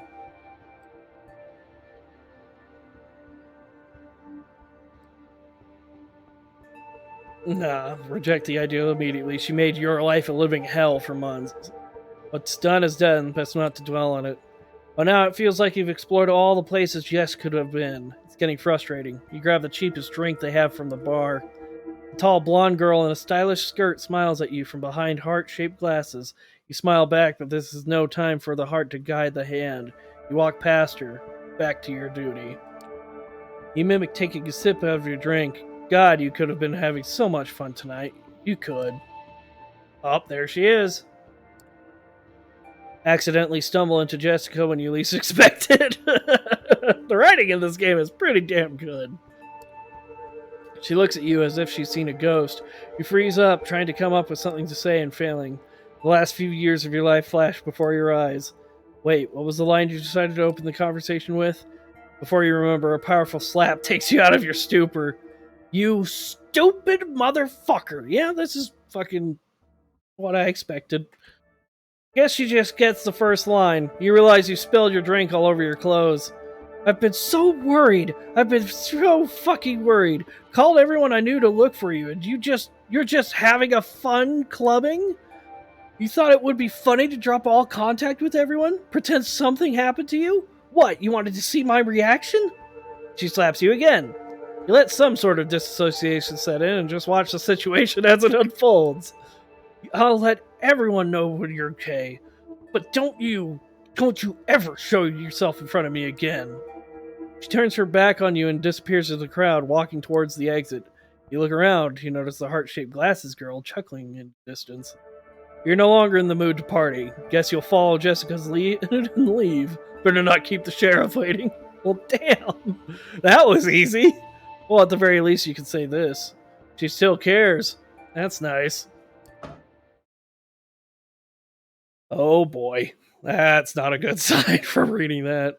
Back to Kadir's car, once he closed the door, he instantly puts his foot on the gas pedal.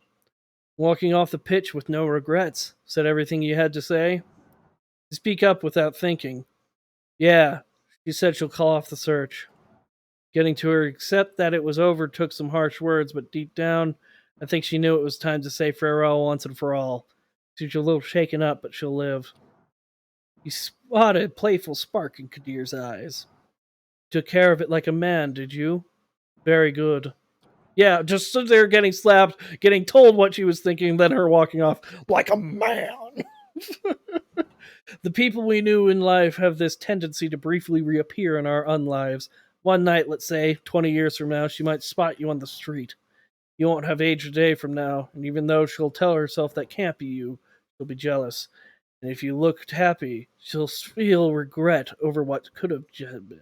Of what could have been. So, for the sake of the night you pass cross once again, I hope you'll search for your own happiness. Aw. Like I said, a very teeny tiny part of Kadir really likes me. The car speeds up to a cross an intersection before the light turns red. You give Kadir a good hard look.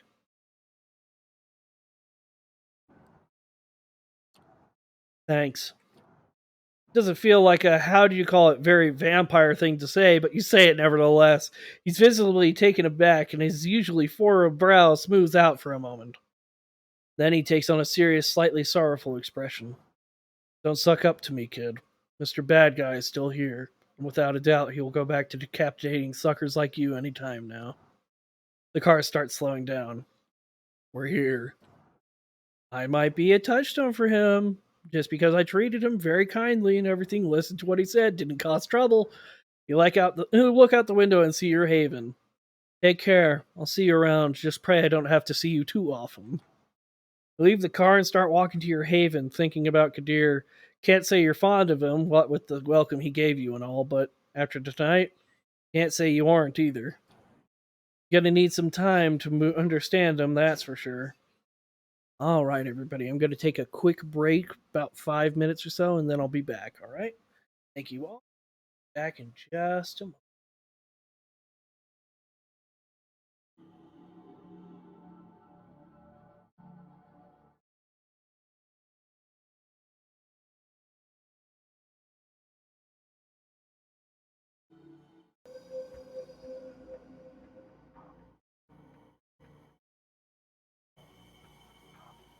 All righty. How's everybody doing? Thank you for your patience. I am back. I am back. So it's only halfway through the night again. It is. So let's. I can do. Well, I can either follow up on the new gangrel that I met, or follow up and help my sire. Try to follow up on the person that's following me. Got lots of different issues. Could also try to follow up on Agathon. Hmm.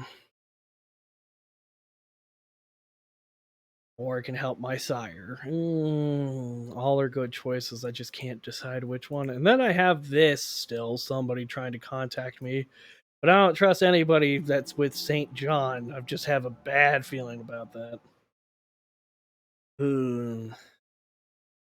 Then I also have the Malkavian, but I keep getting told that there might be some repercussions for talking with her. I don't know.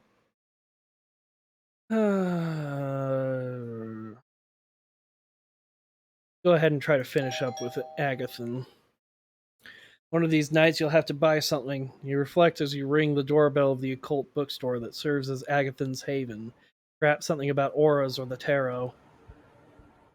One of these nights you'll have to buy something. Yeah. The same sleep deprived blonde woman you saw on your first visit opens the door for you. Each kindred has their own servants, and Agathon seems to go for the tired Wiccan mom type. Oh, it's you. Come in. The woman disappears into the back room even as you close the door behind you. Lacking any better directions, you make your way up the stairs. At first, you thought the chanting was part of the ritual soundtrack that was playing in the shop even at night. As you reach the second floor, you realize that it's Agathon's voice. You come up in just in time to see him standing in the middle of his ritual paraphernalia with his wrist cut open over a wrought iron stand holding a blood-red stone. As Agathon chants, blood drips from the wound in his wrist onto the stone. It looks as if it's absorbed into it. Don't self-harm, man. It's not good. Probably not a good idea to interrupt blood rituals, so you wait in silence as Agathon finishes. A few minutes later, he opens his eyes and smiles ruefully. I've done so many of these rituals. I hope it's not too off-putting for you. Agathon smears a bit of his own blood over the wound, and you see it close. It looks like he does this so often he barely pays attention to it anymore. It's icky! Let's see. I'll do it. I don't mind, we're all vampires here. That we are. Agathon picks the blood-red stone from its stand. This is a bloodstone. Could be useful. Hi, it's little Mochi right here. You want to come over to the stream for just a minute, little? It's a little Mochi break. Little Mochi break. Hi, little baby. How you doing? How's the Mochi? You doing good? You guys say hi, everybody. Yo. I'll put you down, though. Get back to your own mischief. Anyways, he doesn't seem inclined to elaborate. Anyway, let's go. He pockets the stone and leads you back down the stairs and outside to his car. Soon you're on your way to Queens and Flushing Meadows, Corona Park. After parking the car, you follow Agathon on foot as he leads you deeper into the park. Coming to a New York park in the middle of the night might have worried you when you were alive, but now it's normal. Someone tries to mug you, it just means you'll have an opportunity to feed. Yes, it's King. That's Mochi. Our sweet little boy. Agathon walks with purpose as if he knows exactly where to go. You see the Unisphere, a giant metal sculpture of Earth, lit up so park goers can appreciate it at night. You're not sure how Agathon picks his ritual spot, but he must have a purpose in mind. The sculpture stands in the background, giving his preparations added dramatic weight. Stand watch while I perform a ritual. It'll reveal whether the notes we seek are here. I'll lose control of the incantation if you fail to keep me free of distractions. It doesn't look like there are many people around. You settle in for a boring half hour while Agathon mumbles and makes strange gestures, spilling drops of his blood at regular intervals. From the outside, the ritual is not particularly flashy. Agathon repeats a mantra under his breath and walks with measured steps until he stops and turns around, walking back. It looks as if there's an invisible structure he must follow, unseen patterns and limits governing his movements. As choreographies go, it doesn't look particularly difficult to learn, but you suspect there are hidden dimensions of all skill and understanding involved. A lone drunken woman walks past towards you. Hard to say what she's doing at the park. She's a little older, white, dressed like a suburban divorcee. What's your friend doing? He's kind of hot. The woman's words are slurred by alcohol, but she seems to have decided that you are this evening's entertainment. Hey you, stop being weird and talk to me. The woman seems determined to walk past you toward Agathon. This looks like just the kind of interruption that he was worried about. Agathon is deeply immersed in his ritual, so why not use the time you have constructively? Walk up to the woman from behind, grab her by the shoulders, and sink your fangs deeper into her throat. Blood tinged with alcohol and horniness flows into your mouth as the woman moans from the sudden pleasure of the kiss. Oh, I need to sit down. Just as you wick the wound closed, the woman collapses on the ground, swaying, trying to sit upright. Suddenly you hear a scream of rage. Startled, you turn around just in time to see Agathon running at the woman on the ground, his expression contorted with hatred. The woman make enough noise to interfere with the ritual? That doesn't explain why he's such a rage.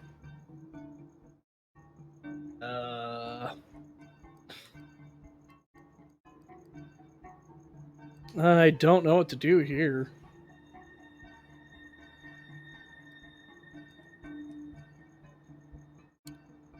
You step aside as Agathon leaps at the woman, sinking his fangs into her neck as she screams pitiably. The woman screams quiet down as Agathan drinks more and more. You pull Agathan away from the woman. She struggles, but he's clearly not used to physical scuffles. Agathan looks at you wild-eyed, then suddenly snaps out of it. He stares at you in embarrassment and horror. You shouldn't have had to see that. I'm really sorry. Something triggered one of my awards. You have to go now. There's no time to waste. Agathan starts running towards his car, and you do your best to follow. Usually, Agathan drives more carefully than most humans, but now something is different. He's speeding, honking at every car that gets in your way. You're driving towards the Bronx, and twice Agathan almost collides with another car. He's clearly not used to driving quickly, but something is overriding his usual caution. You screech to a stop in front of a red apartment building. Agathan jumps out of the car and starts running, leaving you to take the keys from the ignition and close the doors. Well, that's a blood moon if I've ever seen it. Agathan disappears up the stairs and you follow his agitated shouting. Hey, you boys behave over there. Abuela, it's me, Javi. You get to the fifth floor leading landing from after a run that would have let your mortal self winded to find Agathan banging on an apartment door and fiddling with his key ring. A few of the neighbors poke their heads out in the hallway, but nobody intervenes. Agathan finds the right key and slams the door open, running inside. You follow, entering what looks like the home of an old Mexican lady. There are portraits on the mantelpiece and a crucifix on the wall. The apartment smells musty with old age, and you detect a faint odor of vampiric blood. Sylvia, where are you? You come to the living room to find a body covered by a blanket in the corner of a sofa. Television is on, but the sound is off. It looks like a Spanish language channel. Agathan tears at the blanket, pulling it away in a panic. He reveals an old woman waking up in a bleary-eyed confusion. Javi? Why are you barging in like this? Who's your friend? You're alive! Abuela! Agathan hugs the old lady, then turns to you. You'll have to introduce yourself. I'll check the wards. Something triggered them, and I'll have to see if they still work. Sylvia snuggles deeper into her blankets. This is vampire business, isn't it? Always when there is trouble, it's the vampires. Is she a normal human that knows? Dude, this is a massive breach in the Masquerade. Lots of people are just doing that left and right. You stare at her, startled. Clearly, the Masquerade hasn't held in this household.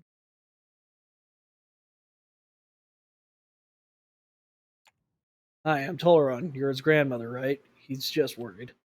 Why is he worried about me? He should be worried about himself. All that blood drinking. This is about the girl who came to visit. I could tell Javi was never good at keeping secrets, so much like his mother. You hear Agathan rummaging around the small apartment, almost as if he's scratching at something on the walls. He's always doing that, writing on the walls with blood, making ruins. I tell him to cover them with the photos and paintings, but he won't listen. I have to do it myself. That explains the faint smell of vampire blood in the apartment. Otherwise, how can I invite friends for tea? They'll ask questions if I have ruins all over my walls. It doesn't look like a Christian home anymore. The girl who visited. What was her name? Her name Juno? Yes, that's right. A pretty name, I suppose. She was just the kind of girl Agatha used to fall for. She is a vampire too, I expect.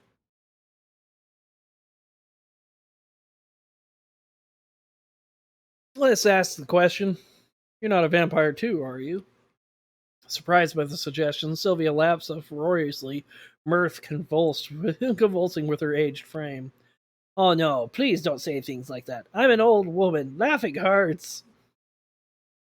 Agatha returns to the living room still agitated. She wanted to send a message. If we don't let her find the notes first, she'll hurt my abuela. He glances meaningfully at the old woman. No, she won't. She gave me a message for you, Javi. She said to think very carefully whether your clan will really protect your loved ones. Agatha stares at Sylvia, stunned and confused. She was here to tell me that? Maybe that's good. It doesn't sound like she wants to hurt you. She was a nice girl. I can tell. Oh, abuela. Toluron, let's go. This is all we can do here. You say your goodbyes, and soon you're back outside, sitting in Agathan's car. What a catastrophe. think Juno was there. The wards trigger when a vampire enters the perimeter, so Juno was there just as I was doing the ritual in the park. I'll take you to your haven. Agathon starts the car and begins to drive toward Manhattan. He appears agitated, emotions coursing under his stoic face. Your grandmother seemed to be very well informed about vampires. Vampires in my family, where the kindred go, tragedy follows. We know that much as anyone. My parents were murdered by a thaumaturgical ritual. Hard to go back to the masquerade after that. Agathon is gripping the steering wheel harder than he should, although he's back to his usual careful driving style. Kadir and the rest of the Camarilla won't be too happy to hear of a mortal who knows all about us. Who's going to tell them, you? He continues speaking without giving you time to reply. You'd be surprised what kind of things those Camarilla stalwarts get up to when no one is watching. He's just asking for trouble at this point. Agathon drops you off in front of your haven. The experience leaves you with disquieting thoughts. You met Agathon's grandmother under awkward circumstances, but he clearly loves her very much. Touchstone. You don't know enough about the world of the kindred to say whether that's normal or not. It seems to keep Agathon connected to the world in a way that feels alien for some of the other kindred you've met. Perhaps there is a lesson in that. Yep. All right, let's rest.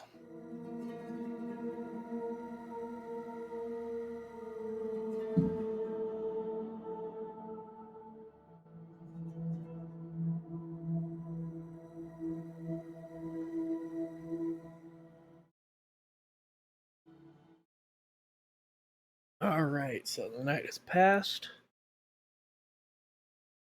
I don't want to follow up on the guy that just left a note under my door the first night I was there.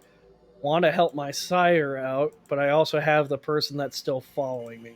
And then there's helping Agathon again, a known masquerade breach.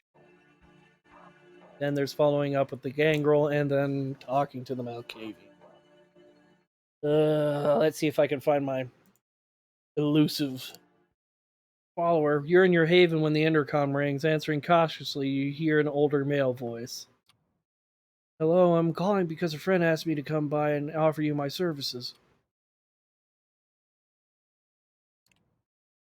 What do you mean, services?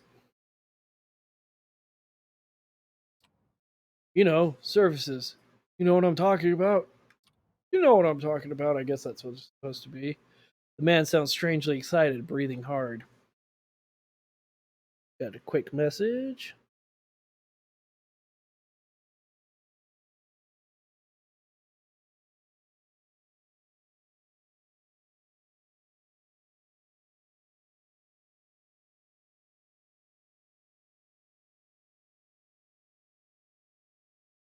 Man sounds strangely excited, breathing hard. You may have the wrong address. No, wait! I know you're one of them. Please, it's all right. I don't mind. You could drink with me, if you understand what I mean. A man you've never seen before is paying a visit to an apartment not many people know of, offering you to feed it from him.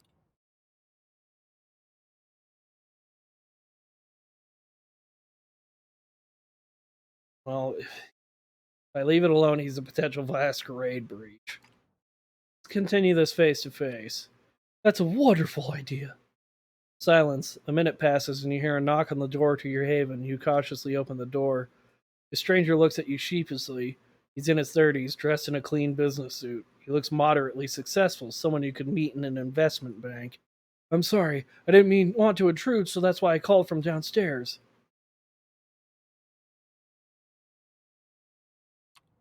You know what?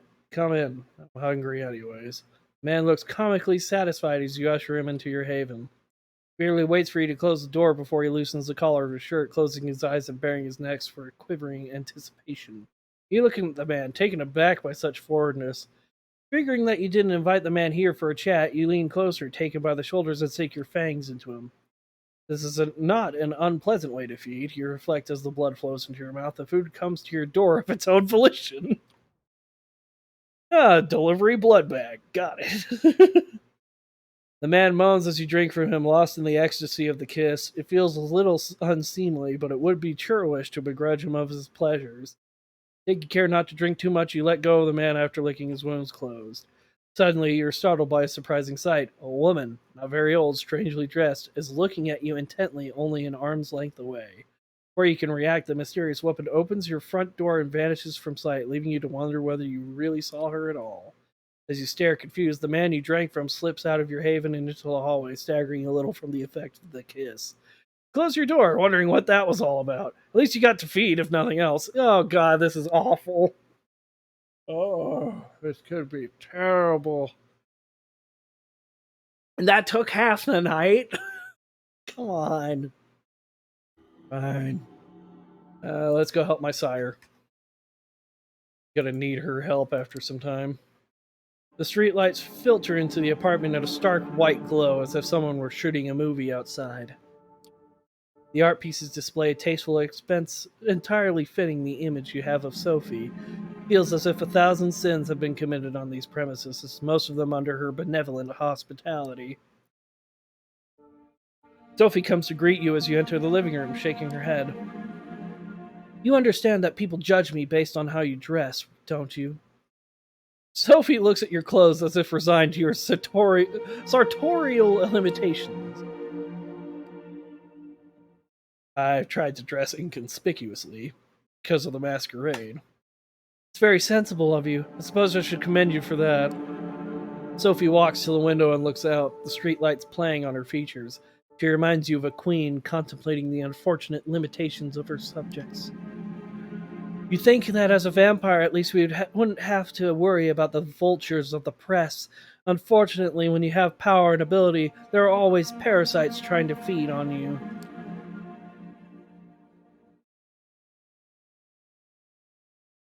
I used to have a journalist friend.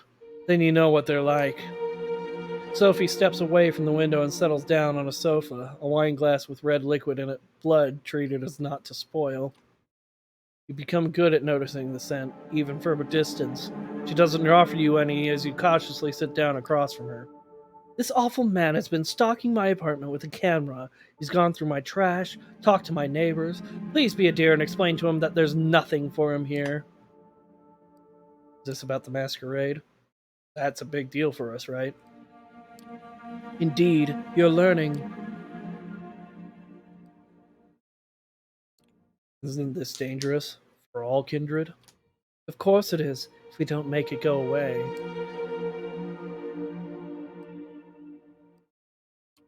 Do you know anything about this reporter? Man, woman, young, old, anything like that? All gossip reporters look the same to me. Time for you to go. I have business to attend to. You leave the apartment as Sophie disappears into another room. You don't have a clear idea of the game she plays with the city's mortals and immortal power structures, but she always seems to be making a move. Outside on the street, there's a slight warm drizzle, the kind that gets under your clothes and makes you want to take a shower when you get back to your own haven. No reporters immediately jump out to you. Either stay put and keep an eye out or investigate the area.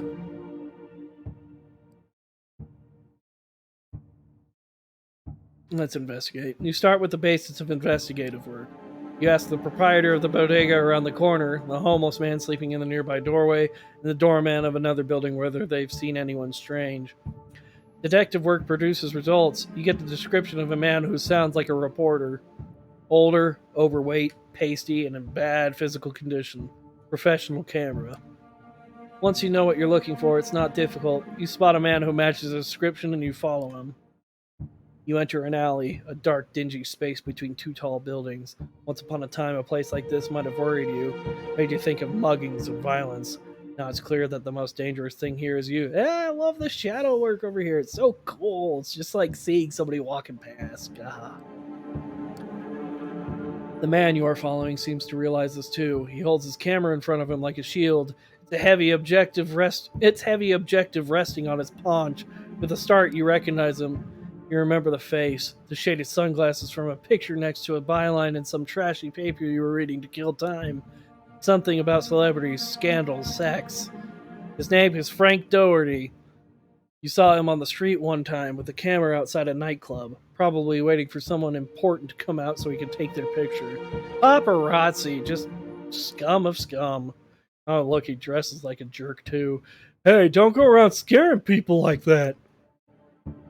I'm a huge fan. I recognize you. Welcome to Knuckletown. You're Frank Doherty. I recognize you from that thing. You're a fake reporter, right? I'm a real reporter, damn it! So a reporter, huh? Well, what are you reporting on? A lot of scoops here in this dirty alley? You can't be a journalist if you're not willing to get your hands dirty. Do you live here? I'm working on a story about a local resident. Her name is Sophie Langley. Everybody knows her in high society circles. She's a redhead, pretty as a picture, and there were a lot of pictures of her through the years. That's the thing, in fact. Look at this. Frankie pulls out a phone and starts showing you pictures. Some have been downloaded from news sites, while others are photos from the society pages of newspapers from past decades.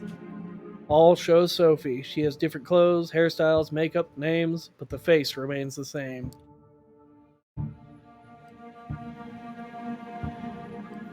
That's strange. What do you think is going on? Or so you're a stalker of some sort? So you're a stalker of some sort? Come on, I'm just doing my job. So why does this matter? You must have a theory about what's happening. I have a theory or two, but before I print my theory, I need facts to back it up. 3 words. Extreme plastic surgery. All the celebrities do it. Only your doctor is better than the rest. Okay. You look critically at the photos on Frank's phone. You think the world's best plastic surgeon was working out of this alley? Okay, fine, I don't know what this is about. So how would you explain it? Have you considered the possibility that those pictures are a hoax? Sure, anything could be a hoax, but I dug up those old papers from the archives myself. I gotta have something usable. Frank, I'm trying to help you. I'm trying to give you something you can work with. Take it. Frank is clearly taken aback by the change in your tone, but he's a gossip reporter. He's used to people trying to push him. Look, I'm a reporter. You can bluster, but you can't hide the truth.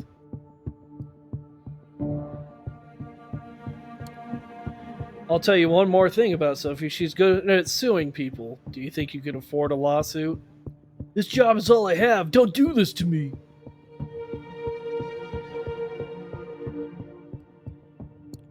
We can destroy your life, Frank. What's left of it?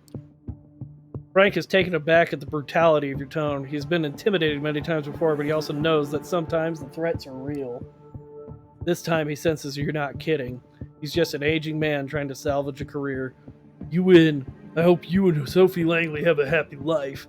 Deflated and hunched over, Frank drudges away from the alley. You stare at his receding figure. It's hard not to feel sorry for him. In Sophie Langley, he took on something way too powerful for a small fish like himself. Yep. Oh, that helps. Hopefully that's the end of that. Nope, he's back. Oh. Let's see what that's about. Then I'll follow up with the gangrel tonight. The weather is cold and windy as you walk to Sophie's apartment. As a vampire, that doesn't matter anymore. You may have been saddled with eternal hunger, but at least you can ignore the wind chill. Just as you come to the door of Sophie's building, she storms out, murmuring into her phone. Yes, I know, don't worry. I trust you to handle it. You heard Sophie talk to her associates before. It's always the same. Generalities and vague suggestions. Makes you think she's involved in mysterious machinations, yet doesn't tell you anything. Sophie is dressed to kill, but there's nothing unusual in that. She likes to make an impression. A black car with tinted windows is waiting for her in the front door. A chauffeur steps out and opens the car door for her. Sophie notices you. I'm glad you're in the neighborhood. If you could look around for me one more time, that would be wonderful. You told me you gotten rid of that reporter. Turns out he's still here, snooping around. Sophie is very good at communicating disappointment. She doesn't have to do much to make it clear she's unhappy to have you return to this. I'll take care of it. After tonight, he won't trouble you anymore. Good. Don't disappoint me. The reporter talked his way into the building during the day. Once the doorman understood what was happening, he threw him out. He showed old pictures of me to my neighbors. It's very awkward, you understand. Sophie disappears into the car, and the chauffeur closes the door behind her. You watch as a sleek vehicle disappears into the Manhattan traffic, just one anonymous car among many. Let's sit down somewhere and devise a plan of action. Go to a nearby diner, settle into a booth, and order a coffee from the steely-eyed Latino waitress. She brings you the cup. You describe Frank Doherty to her on the off chance she's seen something. Just as she's about to answer, you happen to look outside. Something catches your eye. The diner is brightly lit, so you lean closer to the window to see through it. You got lucky. Frank is standing on the sidewalk on the other side of the street looking at something on his phone. You slide out of the booth, throwing a few small bills on the table, mumbling something to the waitress, and you step outside. For a reporter, Frank isn't terribly observant. You keep your distance, hiding behind people and cars, but he doesn't look around. It seems like he wants to find a private nook to inspect the photos he took tonight. An alley. He ducks in, and you follow. Oh God, it's you again! Please, I'm working on a different story, I swear! Frank retreats deeper into the alley.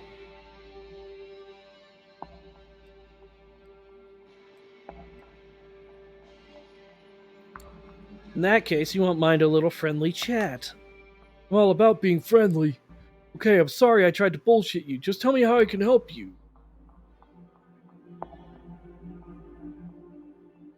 I thought we agreed there's no story. How come you're here? Usually when someone says there's no story, that means there is a story. I just couldn't let it go. Look, I don't want any trouble. I can see that you're serious. There's something to Sophie Langley. I think you know what that is. Take a long, hard look at Frank Doherty. The tenacious man, but not brave. The last time you met, you were sure he'd been dealt with. Where did he find the courage to come here again? I like you, Frank. You don't give up. What's your real angle here? Everybody plays an angle. That's one thing you learn in my profession. You're smart. You know that there will be others after me. If there's a real story, they'll come and find it. You best shop with a friendly reporter, someone you can trust. Someone like me. Yeah, I can trust you to go away. What do you say? Go ahead with the story. It'll be good for you and Miss Langley, too. You almost believe it, so something about Frank feels off. You don't say anything at first. It's easy to dismiss Frank as a joke, a has-been, yet there's something beneath his talk, another story. A moment of silence is all you need for your presence to properly register in Frank's mind. He's too weak-willed to resist. Someone's leaning on you, Frank. Come clean. What? No, absolutely not! Frank's voice sounds shrill. You know you got it right in the one guess. Sometimes I just need extra money, that's all. Where does this extra money come from? There's a guy. He's paying me, that's all. But I can't talk all about it.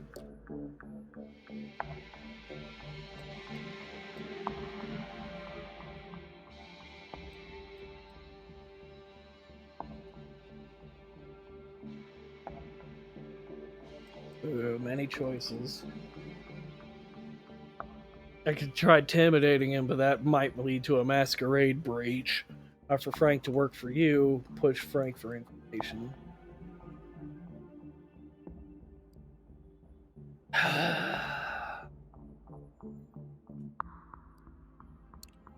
Doesn't feel like you can get anything more out of him. Or perhaps that's just something you're telling yourself because you see the sweet, sweet blood moving under his skin. It's hard not to stare.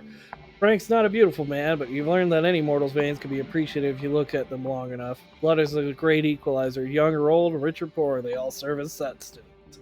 You decide to give up on Frank. If you drink him dry, you won't come back again.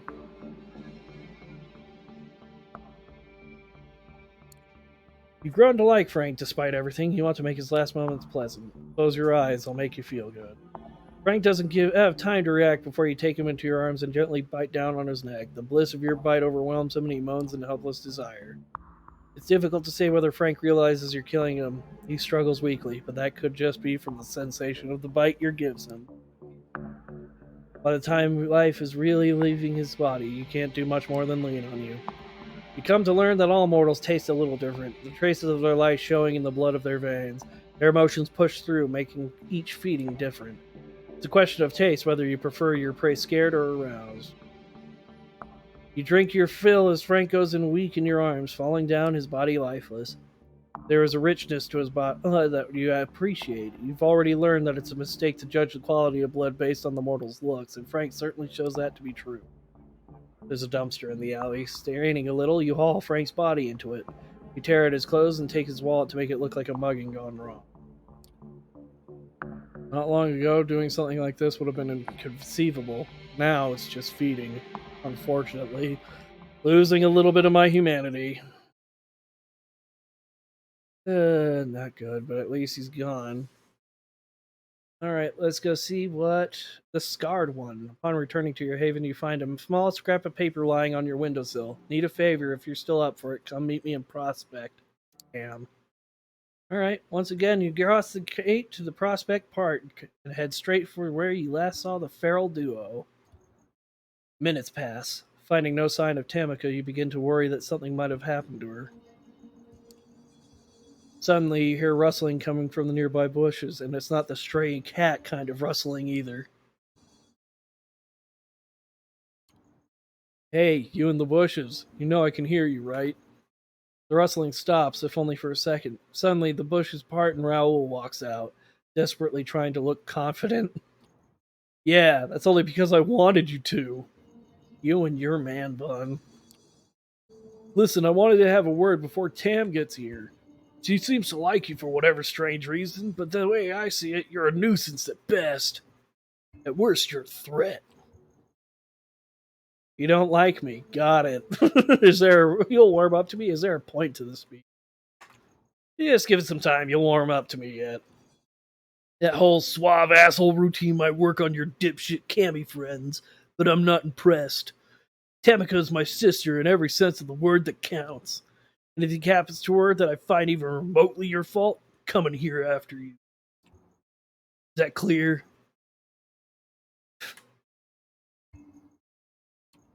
Tamika seems pretty capable. Don't think she needs you babysitting her.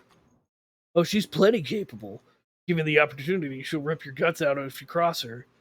What I'm saying is, if anything happens to Tamika, I'm holding you accountable. All of a sudden, the sound of footsteps reaches your ears. It's just faint enough to not be ostentatious, but still loud enough to hear. You can tell that whoever's approaching wants to make their presence known. Both you and Raoul turn just in time to see Tamika emerge from behind an old sycamore tree. It's hard to tell just how long she's been listening in on your conversation. In any case, she walks up and speaks, addressing no one in particular. Did I miss anything? Your brother's being an asshole. Nothing important. Your brother's worried about you. Your brother's worried about you. He seems to think I'm a bad influence. Aw. In an instant, her voice goes from mockingly sweet to stern and unyielding. Her next words sound like a challenge. Is that true, Raoul? You think I can't take care of myself? God damn it, Tam. That's not what this is about, and you know it. I know, big brother. You meant well. You always mean well. Ah, screw it. Why do I even bother? That Raoul takes his leave. Tamika waits in silence just long enough to make sure you can no longer hear her. Addresses you. I have a favor to ask. Okay, what is it? I have an errand to run. I was hoping you'd come with me. There's a place east of here. It's a short walk. We should be back in about 2, maybe 3 hours. Wait, we're walking 3 hours? You call that short? No. Wait, we're walking? As in on foot in New York City? I don't like cars, alright? They remind me of old times, before I became this. It can be distracting. So, can we go? Sounds kind of shady. Should I expect trouble? You should always expect trouble. But I'm not planning to start any. And so, you head toward the parking lot, accompanied by Tamika and a lot of unanswered questions. Following Tamika's directions, you finally arrive at the Evergreen Cemetery, one of the oldest burying grounds in Brooklyn. You enter through the southwestern gate and follow your companion through the sea of tombstones. It's a nice enough place as far as graveyards go, much less homogenized than the usual flat field littered with identical markers. Tamika confidently presses on, swerving and weaving along a pre-programmed path. It's clear that she's been here more than a few times. Checking on the stream. Wonderful. No interruptions. Finally, she makes a sharp left and takes a few more steps down a gravel walkway, coming to a sudden stop in front of a modest tombstone.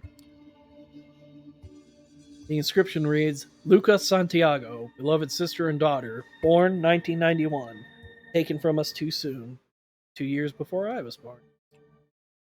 With her eyes fixed on the gravesite, she lets out an absent-minded utterance. I need a moment alone. Not long, 5 minutes at most. You look around in search of a good spot to wait for her and pass the time. At the far end of a nearby lawn, you notice a long bench situated under a weeping willow.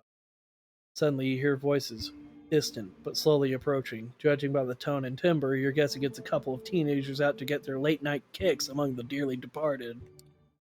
Ah, thrill seekers. Welcome to the channel, everybody, if you're watching. I am Toluron, and humble storyteller of this evening. I am playing Vampire the Masquerade, Coteries of New York. We're with a gangrel right now, which is a different clan of vampire, and we are at a place of the known as Evergreen that is a graveyard. I'm supposed to be watching your back for the next few. Might be a good chance to feed. Then again, you could just pass the time walking around the area. It's actually quite nice in a dark and somber kind of way. I don't want to drink. I'll take a walk. Don't take too long. I'll wait on the bench by the tree. I'll wait for you on that bench over there by the tree. Thank you. You sit on the bench and take a minute to relax and let your mind wander. Looking up the willows swaying in the breeze, you soak in the atmosphere. Being a vampire sure has its moments. Finally, you get back to the tree and find Tamika sitting on the bench. Without a word, you sit next to her. You look over to her, doing your best not to stare. She looks down, crossing her arms and putting her hands on her shoulders. In an instant, the ferocious savage disappears, replaced by a vulnerable young woman. I think I'm done. Feel like sharing? No, but I guess I owe you an explanation. She looks away. You can tell she's struggling to open up to you, so you remain silent, trying not to make her uncomfortable. I was embraced not far from here, in this cemetery. A fitting spot, I suppose. It was close to a decade ago. I'd been on the road for a couple years at that point, hitchhiking from one town to another. New York was supposed to be just another stop. And then I met Jezebel. She was strong, smart, independent, seemed like someone I could trust, someone I could get close to. She never made me feel inadequate or ashamed, and she could hold her own in a fist fight too.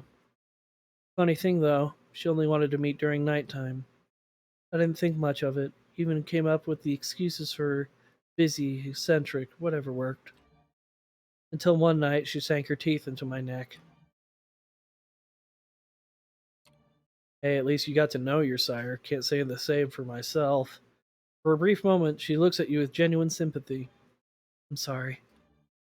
That was very kind. I think I'm gonna like having Tamika in my coterie.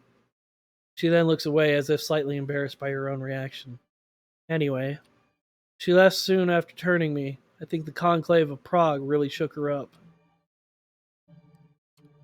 Wait, the conclave of what now? Prague. It's a city in Central Europe. It was supposed to be neutral ground, a good place to discuss politics and strategy. It ended up almost turning into a civil war. Next thing you know, the anarchs were expunged from the Camarilla. All they had done for our kind, the blood they spilled, didn't amount to a thing. I can't blame Jezebel for being betrayed, but yeah, even though I still had Raoul and Luca, I was still furious and terrified. Luca died a few years later. Operation Lights Out, they called it. It was a very coordinated assault by the Second Inquisition, a genocide by any other name. Her family got together, bought up a plot, and buried an empty casket. I guess they wanted some closure. Can't fault them for that. Even though she's not really here, I like to come and visit from time to time. It reminds me of who I am. Keeps me in check. Keeps the beast at bay. Also, this being the place of my embrace, you have to appreciate that level of irony. She straightens up and looks at you as if something just occurred to her. Sorry, I don't know what came over me. One minute I'm all grunts and stares, the next I'm giving you my biography. I guess I'm just tired, being scared, alone. You're looking for a place to belong. In all the wrong places, it seems. At this point, I'm just looking for something to have belief in, someone I could give a damn about.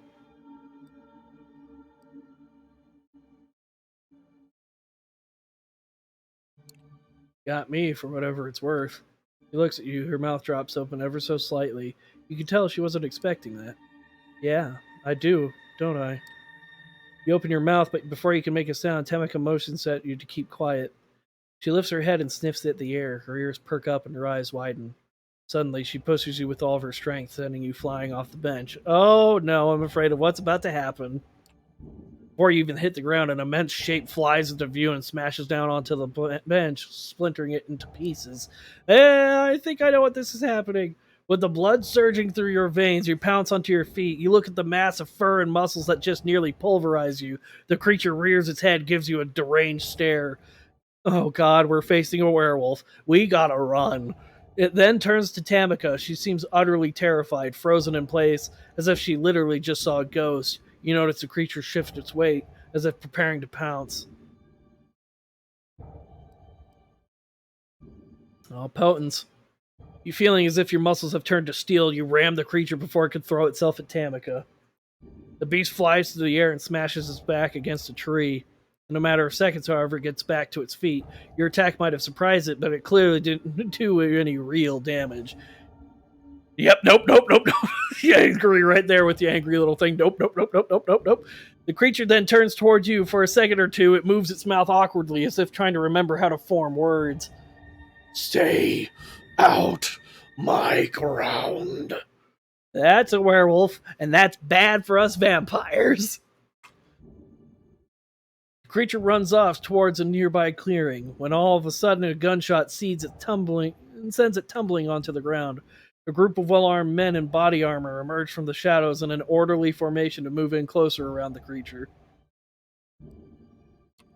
Not sure what to make of what's happening, you figure it's best to get out of sight. As you start backing away into the nearby bushes, you notice Tamika following your lead. From the relative safety of the thick foliage, you watch in silence as a group of armed men subdue the creature using steel nets and cattle prods. Oh no. So we've got werewolf that just tried to kill us, which they're very much part of World of Darkness and hate vampires' guts. I'll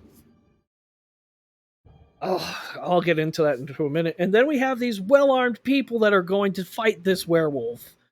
So either this is a cell of hunters, humans that know about the World of Darkness, or even worse, this could be an organization that knows about us, like the Second Inquisition. Ugh. In the corner of your eye, you catch Tamika looking away as if. Hold on.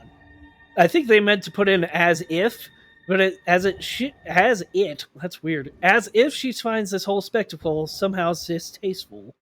She speaks under her breath, her voice shaking. Can we get out of here? You see no reason to object. Yeah, time to go. This is bad times. For those of you that don't know, I will explain quickly. There are werewolves and lycanthropes of various different animals, most of them being werewolves, that are protectors of Gaia, Earth itself. Werewolves try to stay quiet and try to keep themselves quiet from human beings and everything, keeping themselves hidden, but also have protection rituals and everything to protect the earth from being destroyed from threats within and without. And they serve a bunch of different like ancient spirits and everything, but they see vampires and all they see is undead that needs to be dealt with. So that's the problem with werewolves. Could take like a single werewolf in its war form, or crino form as it's called, can take out like 6 vampires incredibly easily. So that was just terrifying. The Second Inquisition, or cell of hunters, if that could be what they are, but I mean, they seem to organize. So, Second Inquisition are human beings that are aware of the World of Darkness, but don't let the world at large know. for some insidious reason, meaning that they have something to gain from us being quiet, for us still being out there instead of just destroying us outright, but want to see us destroyed in certain situations. So terrifying in both regards. The walk back turns out to be a quiet and somber experience. You both walk in silence, the city a blur of lights and cars careening by. You look over to Tamika. She seems lost in her thoughts. Finally, you decide to break the silence. What was that thing back there? Yeah, what the hell was that back there? A werewolf? No, if it were, we probably wouldn't be talking right now. Oh, still in a way that might have been preferable. She rubs her temples, trying to collect her thoughts. Among those of my clans, we tell stories about the Scarred One. So not a werewolf. The Scarred One. That's the only name he's known by. He's a cautionary tale for young Gangrel. He's what happens when you let the beast take over. Oh, okay. Uh, he's a gangrel that is under. It's a vampire that is like succumbed to the beast. Still very very dangerous, but still, I was hoping slash not hoping it was a werewolf because that would just open up more to the world of darkness. But no, he is a vampire that has succumbed to the beast in one way or another. It is known as Gottschreck. Gottschreck is when you fully succumb to the beast and just follow your own urges and base instincts as a monster. There's no humanity left in you. I always figured him to be a metaphor. Seeing him in real life, it's like if a Christian just happened to run into Judas Iscariot one day. And seeing him hunted down by the SI, Second Inquisition. I don't know what to do with ink. I don't even know where to start thinking. Deciding to give her some space, you spend the rest of the walk in silence. Soon enough, the familiar tree line of Prospect Park comes into view. You stop by the entrance nearest to Tamika's haven. She keeps walking without so much as a word or glance in your direction. She stops after several paces and turns back towards you. I'm sorry. Thank you for coming with me, but now I have a lot of shit to figure out. Once I do, I'll let you know. With that, she disappears among the trees. Seeing no point in sticking around, you take your leave. So, not a werewolf, but Gottschreck. Okay. Or Rotschreck. I can't remember the exact wording. I'll have to look it back up. Give me one moment. I do want to be correct in this.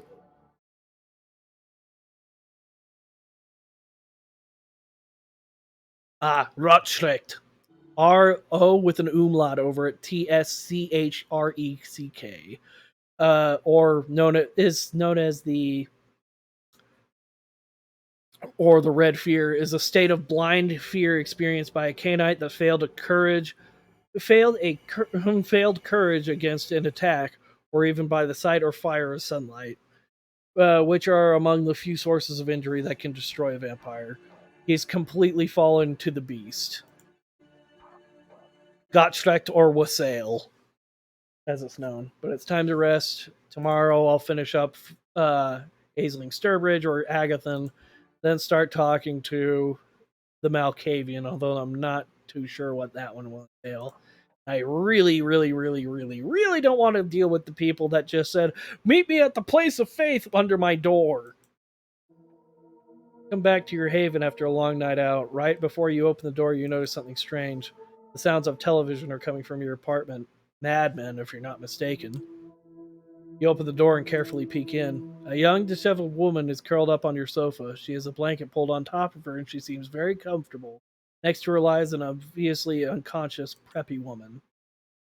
Oh, it's the stalker. Oh, you're home. The woman reaches for the remote and puts Madman on pause. You aren't home, so I started without you. You know, Netflix and chill. Join me, there's a space on the sofa. I brought us a snack. You enjoyed it last time. The woman points lazily to the unconscious girl. Oh, I forgot. My name is Adelaide. Adelaide DeVise. I like you a lot. Help yourself and settle in. Oh god, this is just bad news written all over it. There's no way of asking why are you following me. It's just feeding opportunity, potence, ask her to leave or let her down gently. Ooh, I don't like my options. It's been a weird night for me. Chat, any idea what I should probably do? I know there's only two of you, but I'd like a little bit of perspective. This person has been stalking me for the last few nights. Now she's inside my home without a key, meaning she has a way of getting in. But now she's like, here's a feeding opportunity, like she presented to me before, I'm guessing. And now I don't have a chance to ask her, why are you following me? It's feeding opportunity, potence, which is the ability I have of becoming stronger, ask her to leave, or let her down gently. It's just, I don't know. I'm not liking these options. I'd like to ask more, but still. Uh,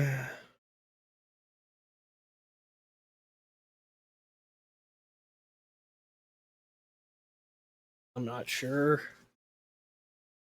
These are all hard choices.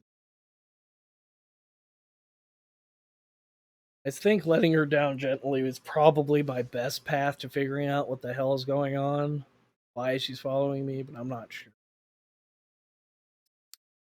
Here, that might be out. I know what a neonate is, and I know what a harpy is. The domain herald or harpy knows everyone and all their secrets and share them with others for the right.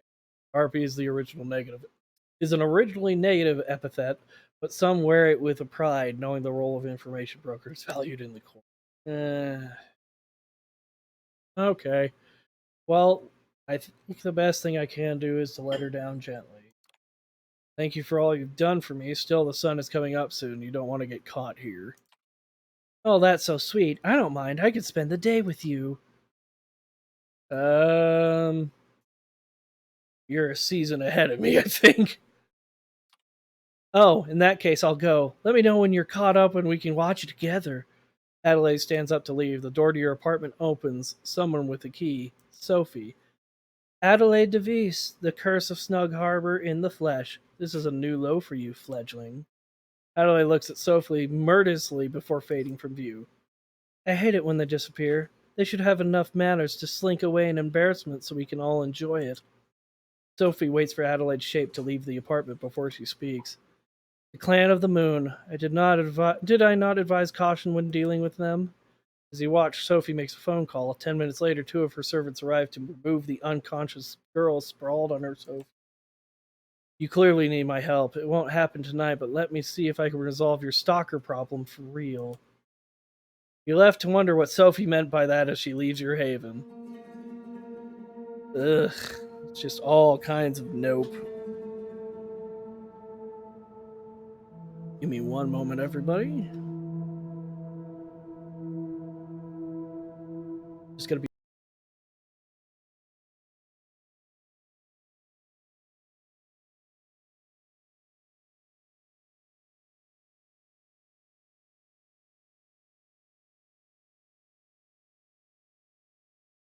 Hello, everybody. Thank you for waiting. Pizza arrived, so I had to get that all squared away.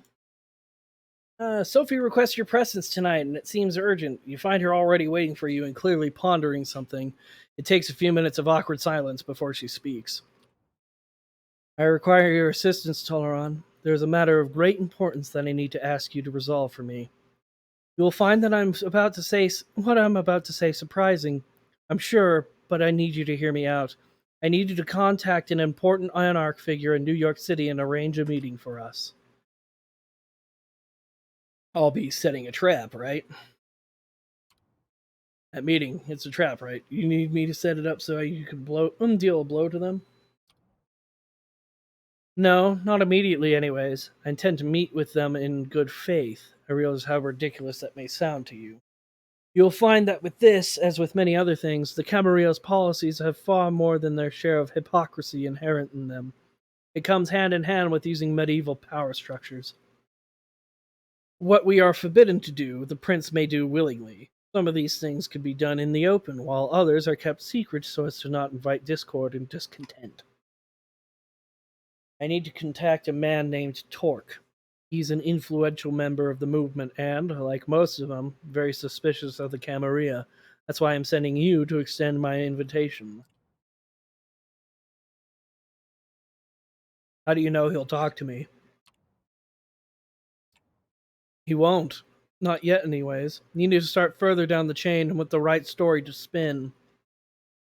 From my limited sources adjacent to the movement, I've gathered that your best chance to speak to Torque is to first meet with his right hand woman, Mia. She's a regular at a club called the Leech Pit. Well, doesn't that just sound fun? I think it would be best if you presented yourself as an anarch hopeful, a fledgling looking for a place of belonging. Only after you talk to Torque directly should you mention my name and the meeting.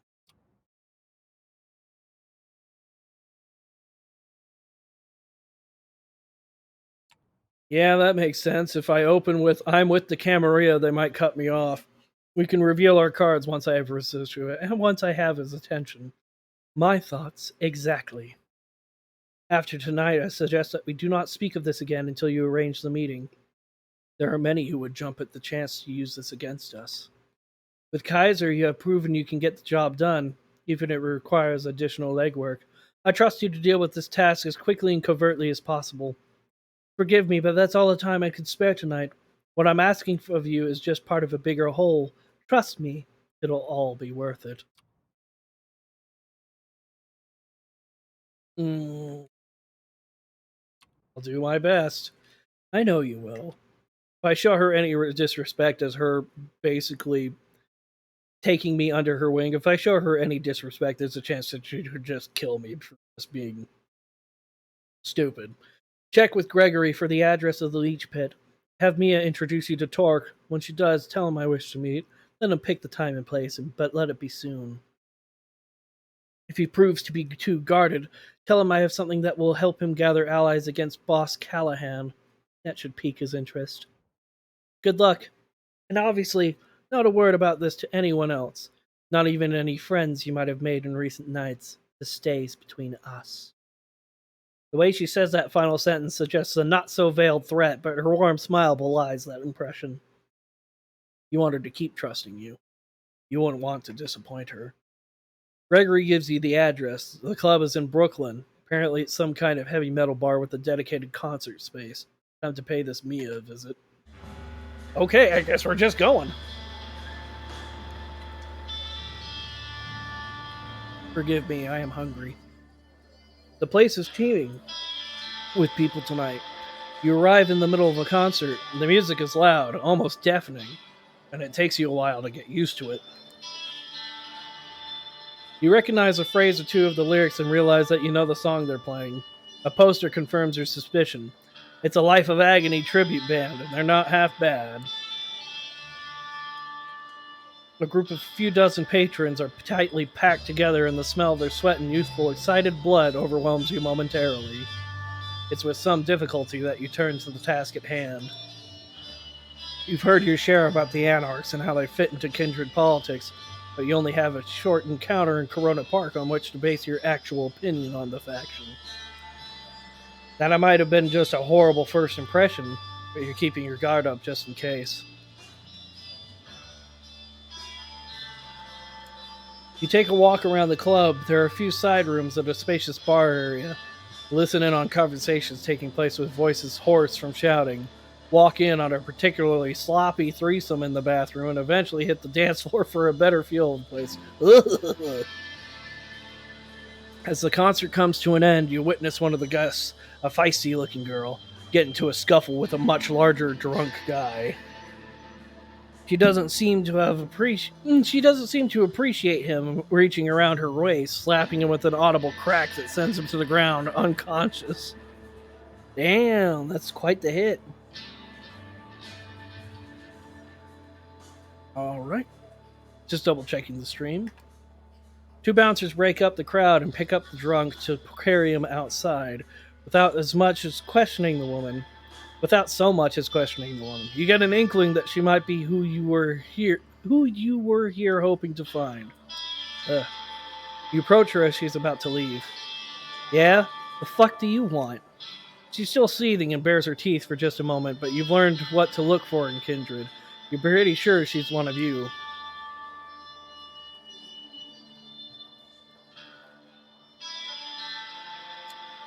I'm interested in learning a bit about anarchy. You wouldn't happen to have from first-hand experience, would you? Ugh, seriously? That's the best line you can come up with? She doesn't smile, but she doesn't hit you either. Follow me behind the bar. She leads you through the bar to the back door that leads into a side room. Indie metal band posters are plastered on every wall, some of them 20 or more years old, judging from the tour dates. An old sticky table and some rickety chairs are the only pieces of furniture here. Sit down. Sure. You take a seat as the woman leans against one of the walls. The name's Mia. I'm guessing your visit here isn't a happy coincidence. I don't know you, so you're either new in New York or you kept an understandingly low profile. Both sound suspect. So, before we take these pleasantries further, answer me this. Who do you run with? I'm independent. I don't bow to anyone. Isn't that adorable? Listen, fledgling, you don't get to be this fresh in the game and not pick a side. Those Second Inquisition fucks are all too happy to pick on delusional kids like you. So are the cams. They offer you rewards aplenty for your servitude, but never actually deliver. Fortunately for you, there's another option. But before I get to that, let's get one thing out of the way. He leans in. If this is some clever ploy to oust me from my domain, or if you're here just to spy on me and the movement, I'll make sure that you don't enjoy undeath much longer. Got it? You can tell it's purely a rhetorical question. Right, here's the pitch. Camarilla likes to think they're the vanilla option, with Prince Bitch Panhard pretending that they were always in charge. But New York has never been fully a cammy city. They might have won the city in '99, but cams have had their asses handed to them many times over the years, and the movement has been here at least as long as they have.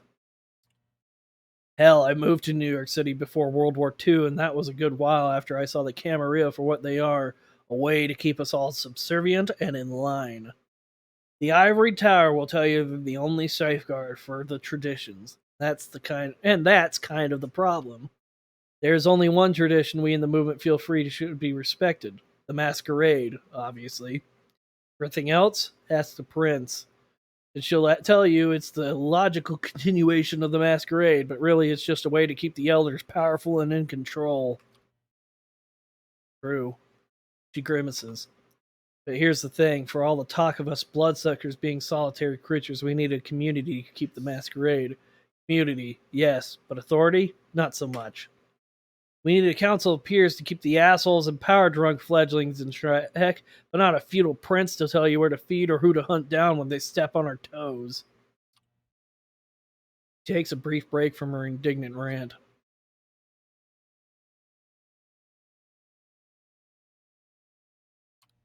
That sounds too good to be true. Mia bares her teeth in a predatory smile. You better believe it. Sure, we still have to struggle with the urges of our kind, but it's safer and more fair. We're as free as our condition permits. But unlike Autarchus, you don't stand alone. Autarchus? Who's Autarchus? The unbounded, vampires who remain outside the larger kindred society of a given city, either by ignorance or choice, usually considered anarchs by members of the Camarilla. The most unbound have nothing to do with the movement. And then, of course, we know elders, vampires who experience at least 2 or more centuries of unlife. Elders are the most active participants in the Jyhad, the secret self-destructive war waged between the ancient undead. Elder vampires tend to manipulate their lesser kin, using them as pawns in a terrible game, the rules of which defy comprehension. Yeah, it's one of the main things of the Camarilla. Normally, a guy by the name of the Callahan has been overseeing the movement's agenda in NYC for the past few decades. Most follow his lead. Most, but not you? You make it sound like it's most, but not you. Yeah, not me. If you're concerned about being well received in the city, you might need to go through Callahan, but if you're serious about the Anarch cause itself, he's not your guy. Callahan eats up fledglings like you and shits out self-preservation. His position as Baron is mighty shaky now. Not least due to the fact he's backstabbed more than his share of allies. So he's doing what any old fart in a position of power would do. He's doubling down. Negotiations are out. Intimidation is in. Tightening ranks as a precaution against the Second Inquisition. She surprises you by hacking and spitting on the ground in disgust. You spent some time with the Cams. That should sound very familiar to you. He's no better than Panhard and her cronies at this point. Now you need to contact Torque, and you know it. It's not your lucky night because I'm a lick to do it through.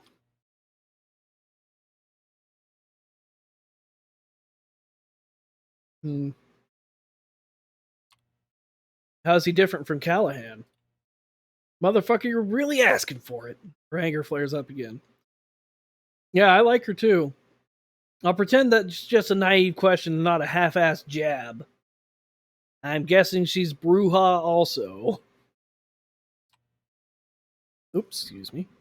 Torque is a leader, a local baron who's overseeing a small domain, but doing a very good job of it. Callahan knows this, and so he's giving him shit. Torque is taking it like a champ. He's smart like that. For one of us rebels, he's got the patience of a saint. Makes you think back to how things used to be way back when, if the stories are to be believed. Anyway, you want to meet him? You gotta require a good show of will first. A show of goodwill. What do you have in mind? She flashes you a mischievous half smile. I appreciate your readiness, but I don't have the details just now. Ask for me at the bar when you're able. I'll leave something for you and we'll take it from there. Now, come on. I gotta go. She walks you out of the bar and go your separate ways. Seems like nothing more to do than return here later and see if Mio really can help you contact Tor. There's half the night. That's where. Yeah, somebody's watching me. Oh, somebody's watching me again. Alright, well, time to do that. Then we'll follow up with our Tremere friend. Visiting Elysium with Sophie is always a humbling experience. She's connected, well known, important. You're a nobody. You've always known this, of course, but it's especially apparent when you have arrived with her. Everyone notices her, and she drinks it in like it's her birthright. That's Adelaide Davis. Let's go say hello.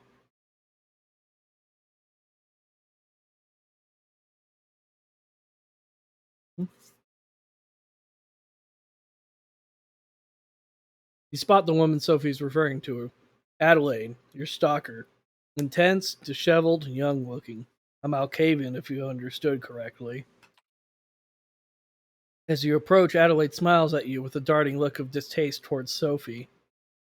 Don't worry, I don't judge people by the company they keep. That's sweet of you, darling. Let me say this straight.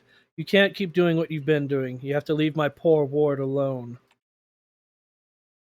Adelaide looks from Sophie to you and giggles. The sound must be rare in Elysium because it makes people glance towards you. I know she's making you do this. Don't worry, we'll be together again later.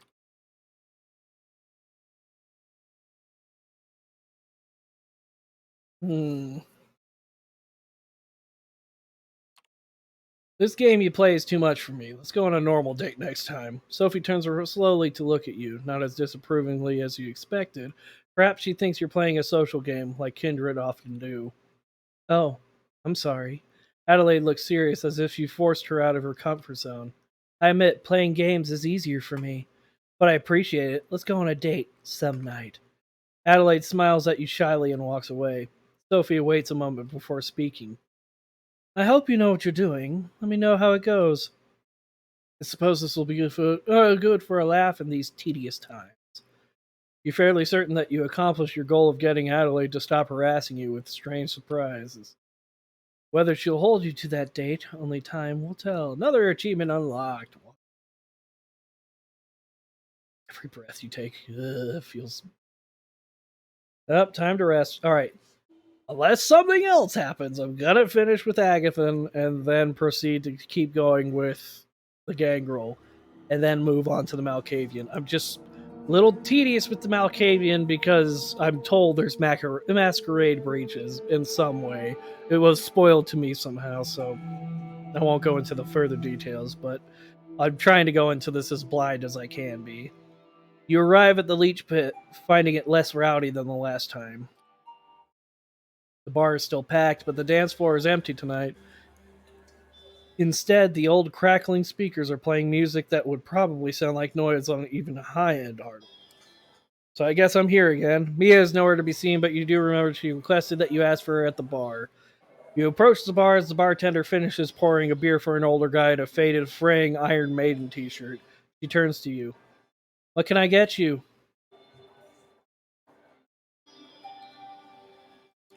Hey, is Mia around? No, she's not in tonight. She looks you up and down, and a spark of recollection shines in her eye. Oh, yeah, that's right. She takes a well worn book from behind the counter. Some kind of YA vampire novel? Young adults? And flips through it. She produces a piece of paper between the book's pages and passes it to you. She told me you'd be interested in reading this. You find a relatively quiet corner and take a look at the note. T wants to meet you. I'll arrange it, but you need to prove you're trustworthy. Look around the leech pit for a guy named Bruce, buff dude, tattoo sleeve on his right arm. I'm 90% sure he's somebody's retainer, sent here to spy on us by the cam. Give me the name of his master and write it on this card, then return it to the bar. It doesn't take you long to locate this guy. This Bruce guy, he sits alone in a corner, two beer glasses already empty on his table. You take a moment to consider your approach.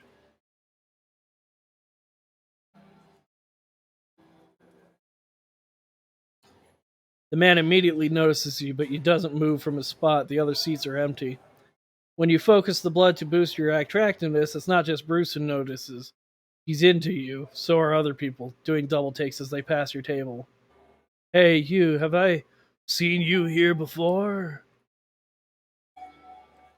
It's possible. I'm a regular. Yeah, probably. Yeah, I was at the concert the other night. Oh, yeah, I remember. Great to see you again.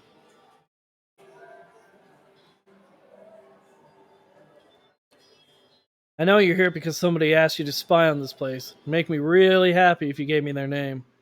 Wait, do you mean Sam? He catches himself, realizing what you're doing. His eyes dart over your shoulder. You thought you had him cornered, but he suddenly leaps onto over the table in one smooth move and dashes through the sparks crowd. You catch up to him outside. He's bolting, all right.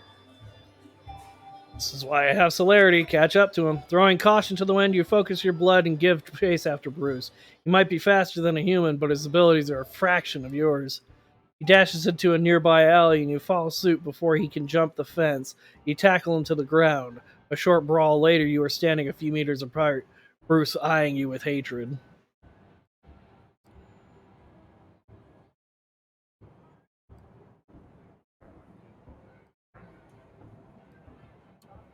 You clash again, but this time you're not pulling any punches. Bruce's ribs crack. You dislocate his shoulder, break a few of his teeth. When you're done with him, he's a mess. Please, oh fuck, no more, man, please. Ready to talk? Samira! Her name is Samira, okay? Just no more, please! You leave him there, battered and alone. He should have talked when he had the chance, or at least that's what you're telling yourself as you make your way back to the leech pit. Time to leave something for Mia. You borrow a pen from the bar and flip Mia's notes to the other side. Samira, you put the name down on the piece of paper, hoping you got it right. You heard it before, he thinks. Maybe that night at Elysium when that anarch got executed. Yeah, that's right. It was the woman the prince talked to. He was pretty grim. He was hoping it was all worth it and won't come back to bite you in the ass. You pass the piece of paper to the bartender. She sticks it to the back in the same book. Hold on one second. She wanted me to pass something to you. She produces a cell phone from behind the counter. It's ancient, at least 15 years out of date. Oh, right, and this. An old charger for the piece of junk in your hand. They really did think of everything. She said she'll be in touch. Takes you a moment to remind yourself how to operate this thing. You find that its phone book is blank. There's no Wi-Fi connectivity and no saved messages. It's got a version of Snake though. Let's play some Snake in my time. The bartender is already over at the other end of her domain, taking orders from patrons. With your Anarch contact nowhere in sight, you decide to move on for the night. Hopefully, your educated guesses based on the scraps of info you collected will be enough for me to call you. Alright, so once again, I only have half the night. So I better try to finish off with Agathan and hopefully get some more time to finish off with the others. But we'll see. You're in your haven when someone knocks on your front door. Puzzled, you opened it. Agathan stands in the hallway expectantly, as if the 10 seconds it took for you to come to the door was an impossible imposition. Let me guess, you're going out to hunt for the research notes, and you need my help. Yeah, exactly. Let's go. Follow Agathan down to the street, wondering what kind of revelations tonight will hold. So far, Agathan's rituals haven't been successful at locating the research notes, but you've learned a lot about Tremere and Agathan himself. This time I've got it. The problem is, when an old vampire disappears, even from our clan, we're so secretive that it's hard for us to find out what they're up to. Agathan's car is parked at the curb. You get in and he starts to drive. You may have guessed that the notes we're looking for belong to an old member of our house. Problem is that we need them to continue her research. What's the research? I think it's time you told me what these notes are about. What are you researching? Maybe I can tell you something. Animal blood is disgusting, right? Technically, we could insist on it, but it tastes vile. We're doomed to hunt for humans for blood. The question is, can this be changed? For a moment, Agathan starts to sound excited until he suddenly goes silent. Perhaps he's embarrassed at revealing even this much to you. You're getting used to sitting in Agathan's car in silence. He drives you, looks out the window, and back to Queens. Even if you roll up to an industrial area called Willets Point, eventually you roll up to an industrial area called Willets Point. It doesn't really look like a place where a blood sorcerer would hang out. Agathan parks in front of the car repair shop that looks like it has seen better days. There are huge puddles of water on the road and car wrecks strewn about. Better be quick. If I can find this place, so can Juno. You look around to see if someone is observing you, but there doesn't seem to be any people about. And why would there be? Who would hang out at a place like this at night? Me. Agatha tries the front door to the repair shop, then circles around to the back. You follow him. There's a broken window in the back, protected by iron bars. Agatha grabs them and gives them a quick shake. The entire iron grill comes off. Startled, Agatha lowers it to the ground. I suppose someone else has already broken in and didn't want to leave an obvious point of entry. You and Agatha climb inside through the window. It's awkward, but not difficult. Looking around, you realize that the repair shop has been abandoned for some time. It looks like homeless people have stayed here in the past, but nobody's currently squatting in the premises. You try a light switch, but nothing happens. You know the drill. I'll do the ritual in the office, make sure there are no interruptions. Agathan makes his way to the repair shop's office, a slightly cleaner area than the rest of the building. He begins the ritual in the dark. You lean against the grimy wall. Agathan murmurs the strange words required by his blood magic, takes carefully measured steps across the filthy floor. You wait patiently as he performs the ritual. It feels like it's taking longer than usual, leaving you time to scan the room. Street light filters in from outside, but it's still pretty dark. A ratty sleeping bag lies on the floor. Wonder what a warlock might have wanted in a place like this. There's a small TV on the desk, probably from the 90s. Looking closer, you realize there's a post-it note in the middle of the TV screen. You take it. It reads, "Loser, Juno." Agathan stops gesturing. They're not here. How is that possible? You show him the post-it note. He takes it and looks it over as if suspecting it might hide a devious trick. Fuck, she has the notes. She had to go out. We have to go. Feels like you spent a lot of time recently hurrying after Agathan as he walks briskly in and out of buildings and to his car. He starts the car as you close the door. We have to go to her haven and get the notes. There's no time to waste. Despite the urgency of his words, Agathan drives as carefully as ever. It seems that only a threat to his grandmother is enough to make him drive recklessly.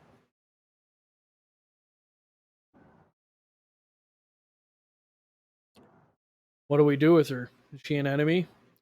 Let's not be hasty. I'm sure we can talk this through. Agathan doesn't sound too convinced.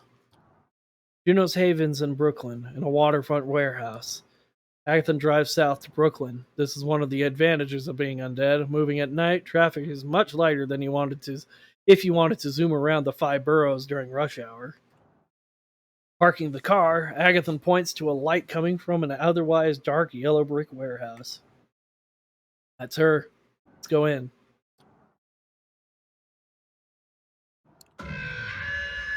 Preferring to keep a low profile for now, you circle around the building and look for an alternative entry point. Staggering to guitar riff. You find a rusty metal door with no window in it at the very end of the building. Some kind of emergency exit? You get it open with little difficulty, entering the building with Agathan. You emerge into a light-proof room, sectioned off on one side by a cheap plywood wall. There's a flimsy-looking door that probably leads to the main warehouse area. You stop to listen. You hear two voices, but they're hard to make out. One is Juno, and the other sounds like it comes from underwater, with strange resonance. You do your best to make out what they're saying, but you understand only bits and pieces. Is it possible for me to bring another? Yes. We are too powerful. Enough waiting. Agatha tries to break down the door by ramming it with his shoulder. It's flimsy and breaks with surprisingly little effort. You and Agatha barge into a space and find yourselves at the periphery of a candle-lit ritual circle. Your eyes are drawn to the wash basin at Juno's feet. Maybe it's your imagination, but it almost feels like the water inside is emitting a wan, red light of its own. Juno, you have to stop. Hand me the notes.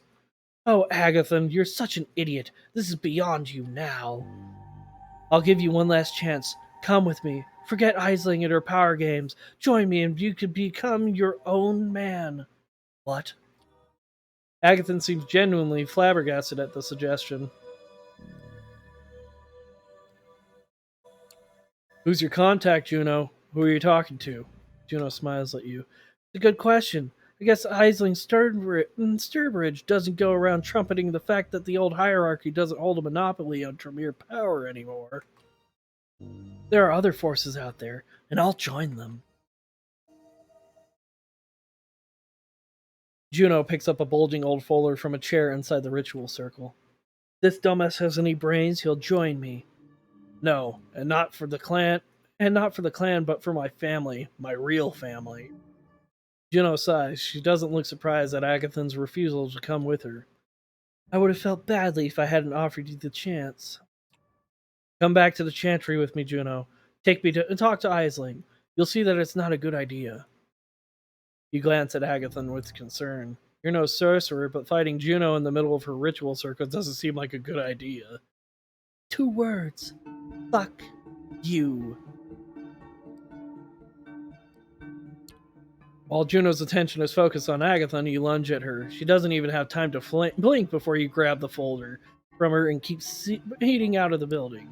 You don't look back and you anxiously await Agathan's return by his car. It's only after a few minutes that he emerges from the warehouse, looking worse for wear. He nearly stumbles out, clearly in pain, and you see that his skin has turned to an ashy, unhealthy color. He looks at you with a smile, nonetheless, his voice a croak. She got away.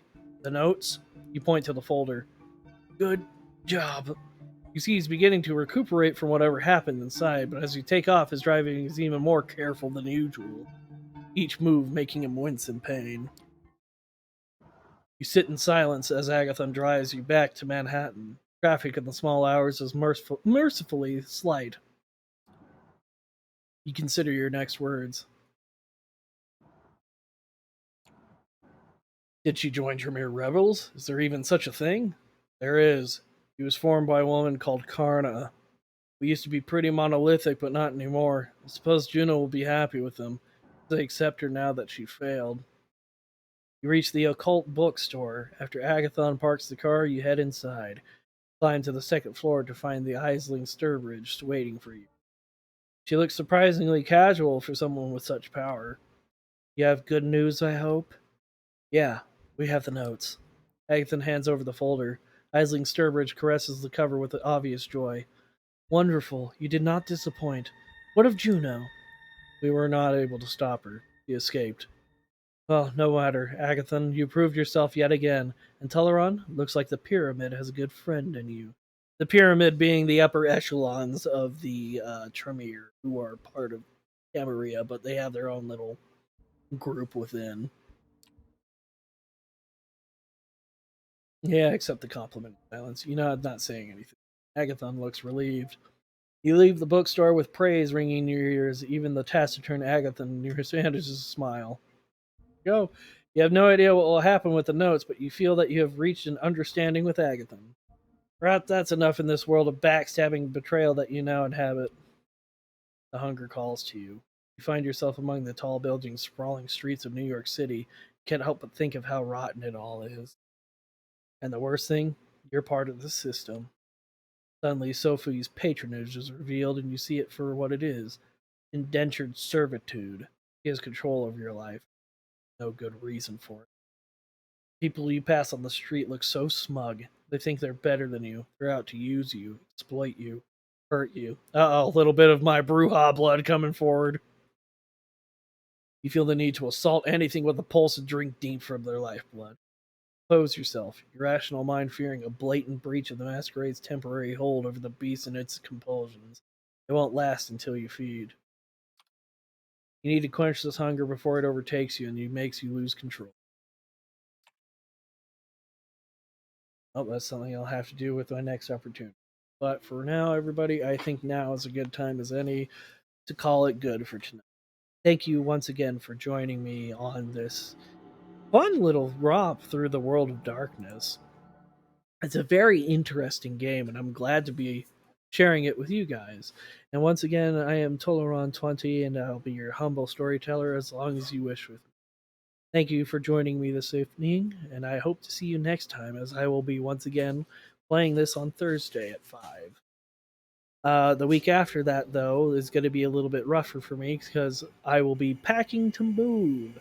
So next week there will be no streaming for me. Other than that, just happy you guys joined me for tonight. I will be uploading my VODs onto YouTube, both this one and my previous one, which I hadn't gotten a chance to do. So thank you all once again for joining. I hope to catch you on the next time.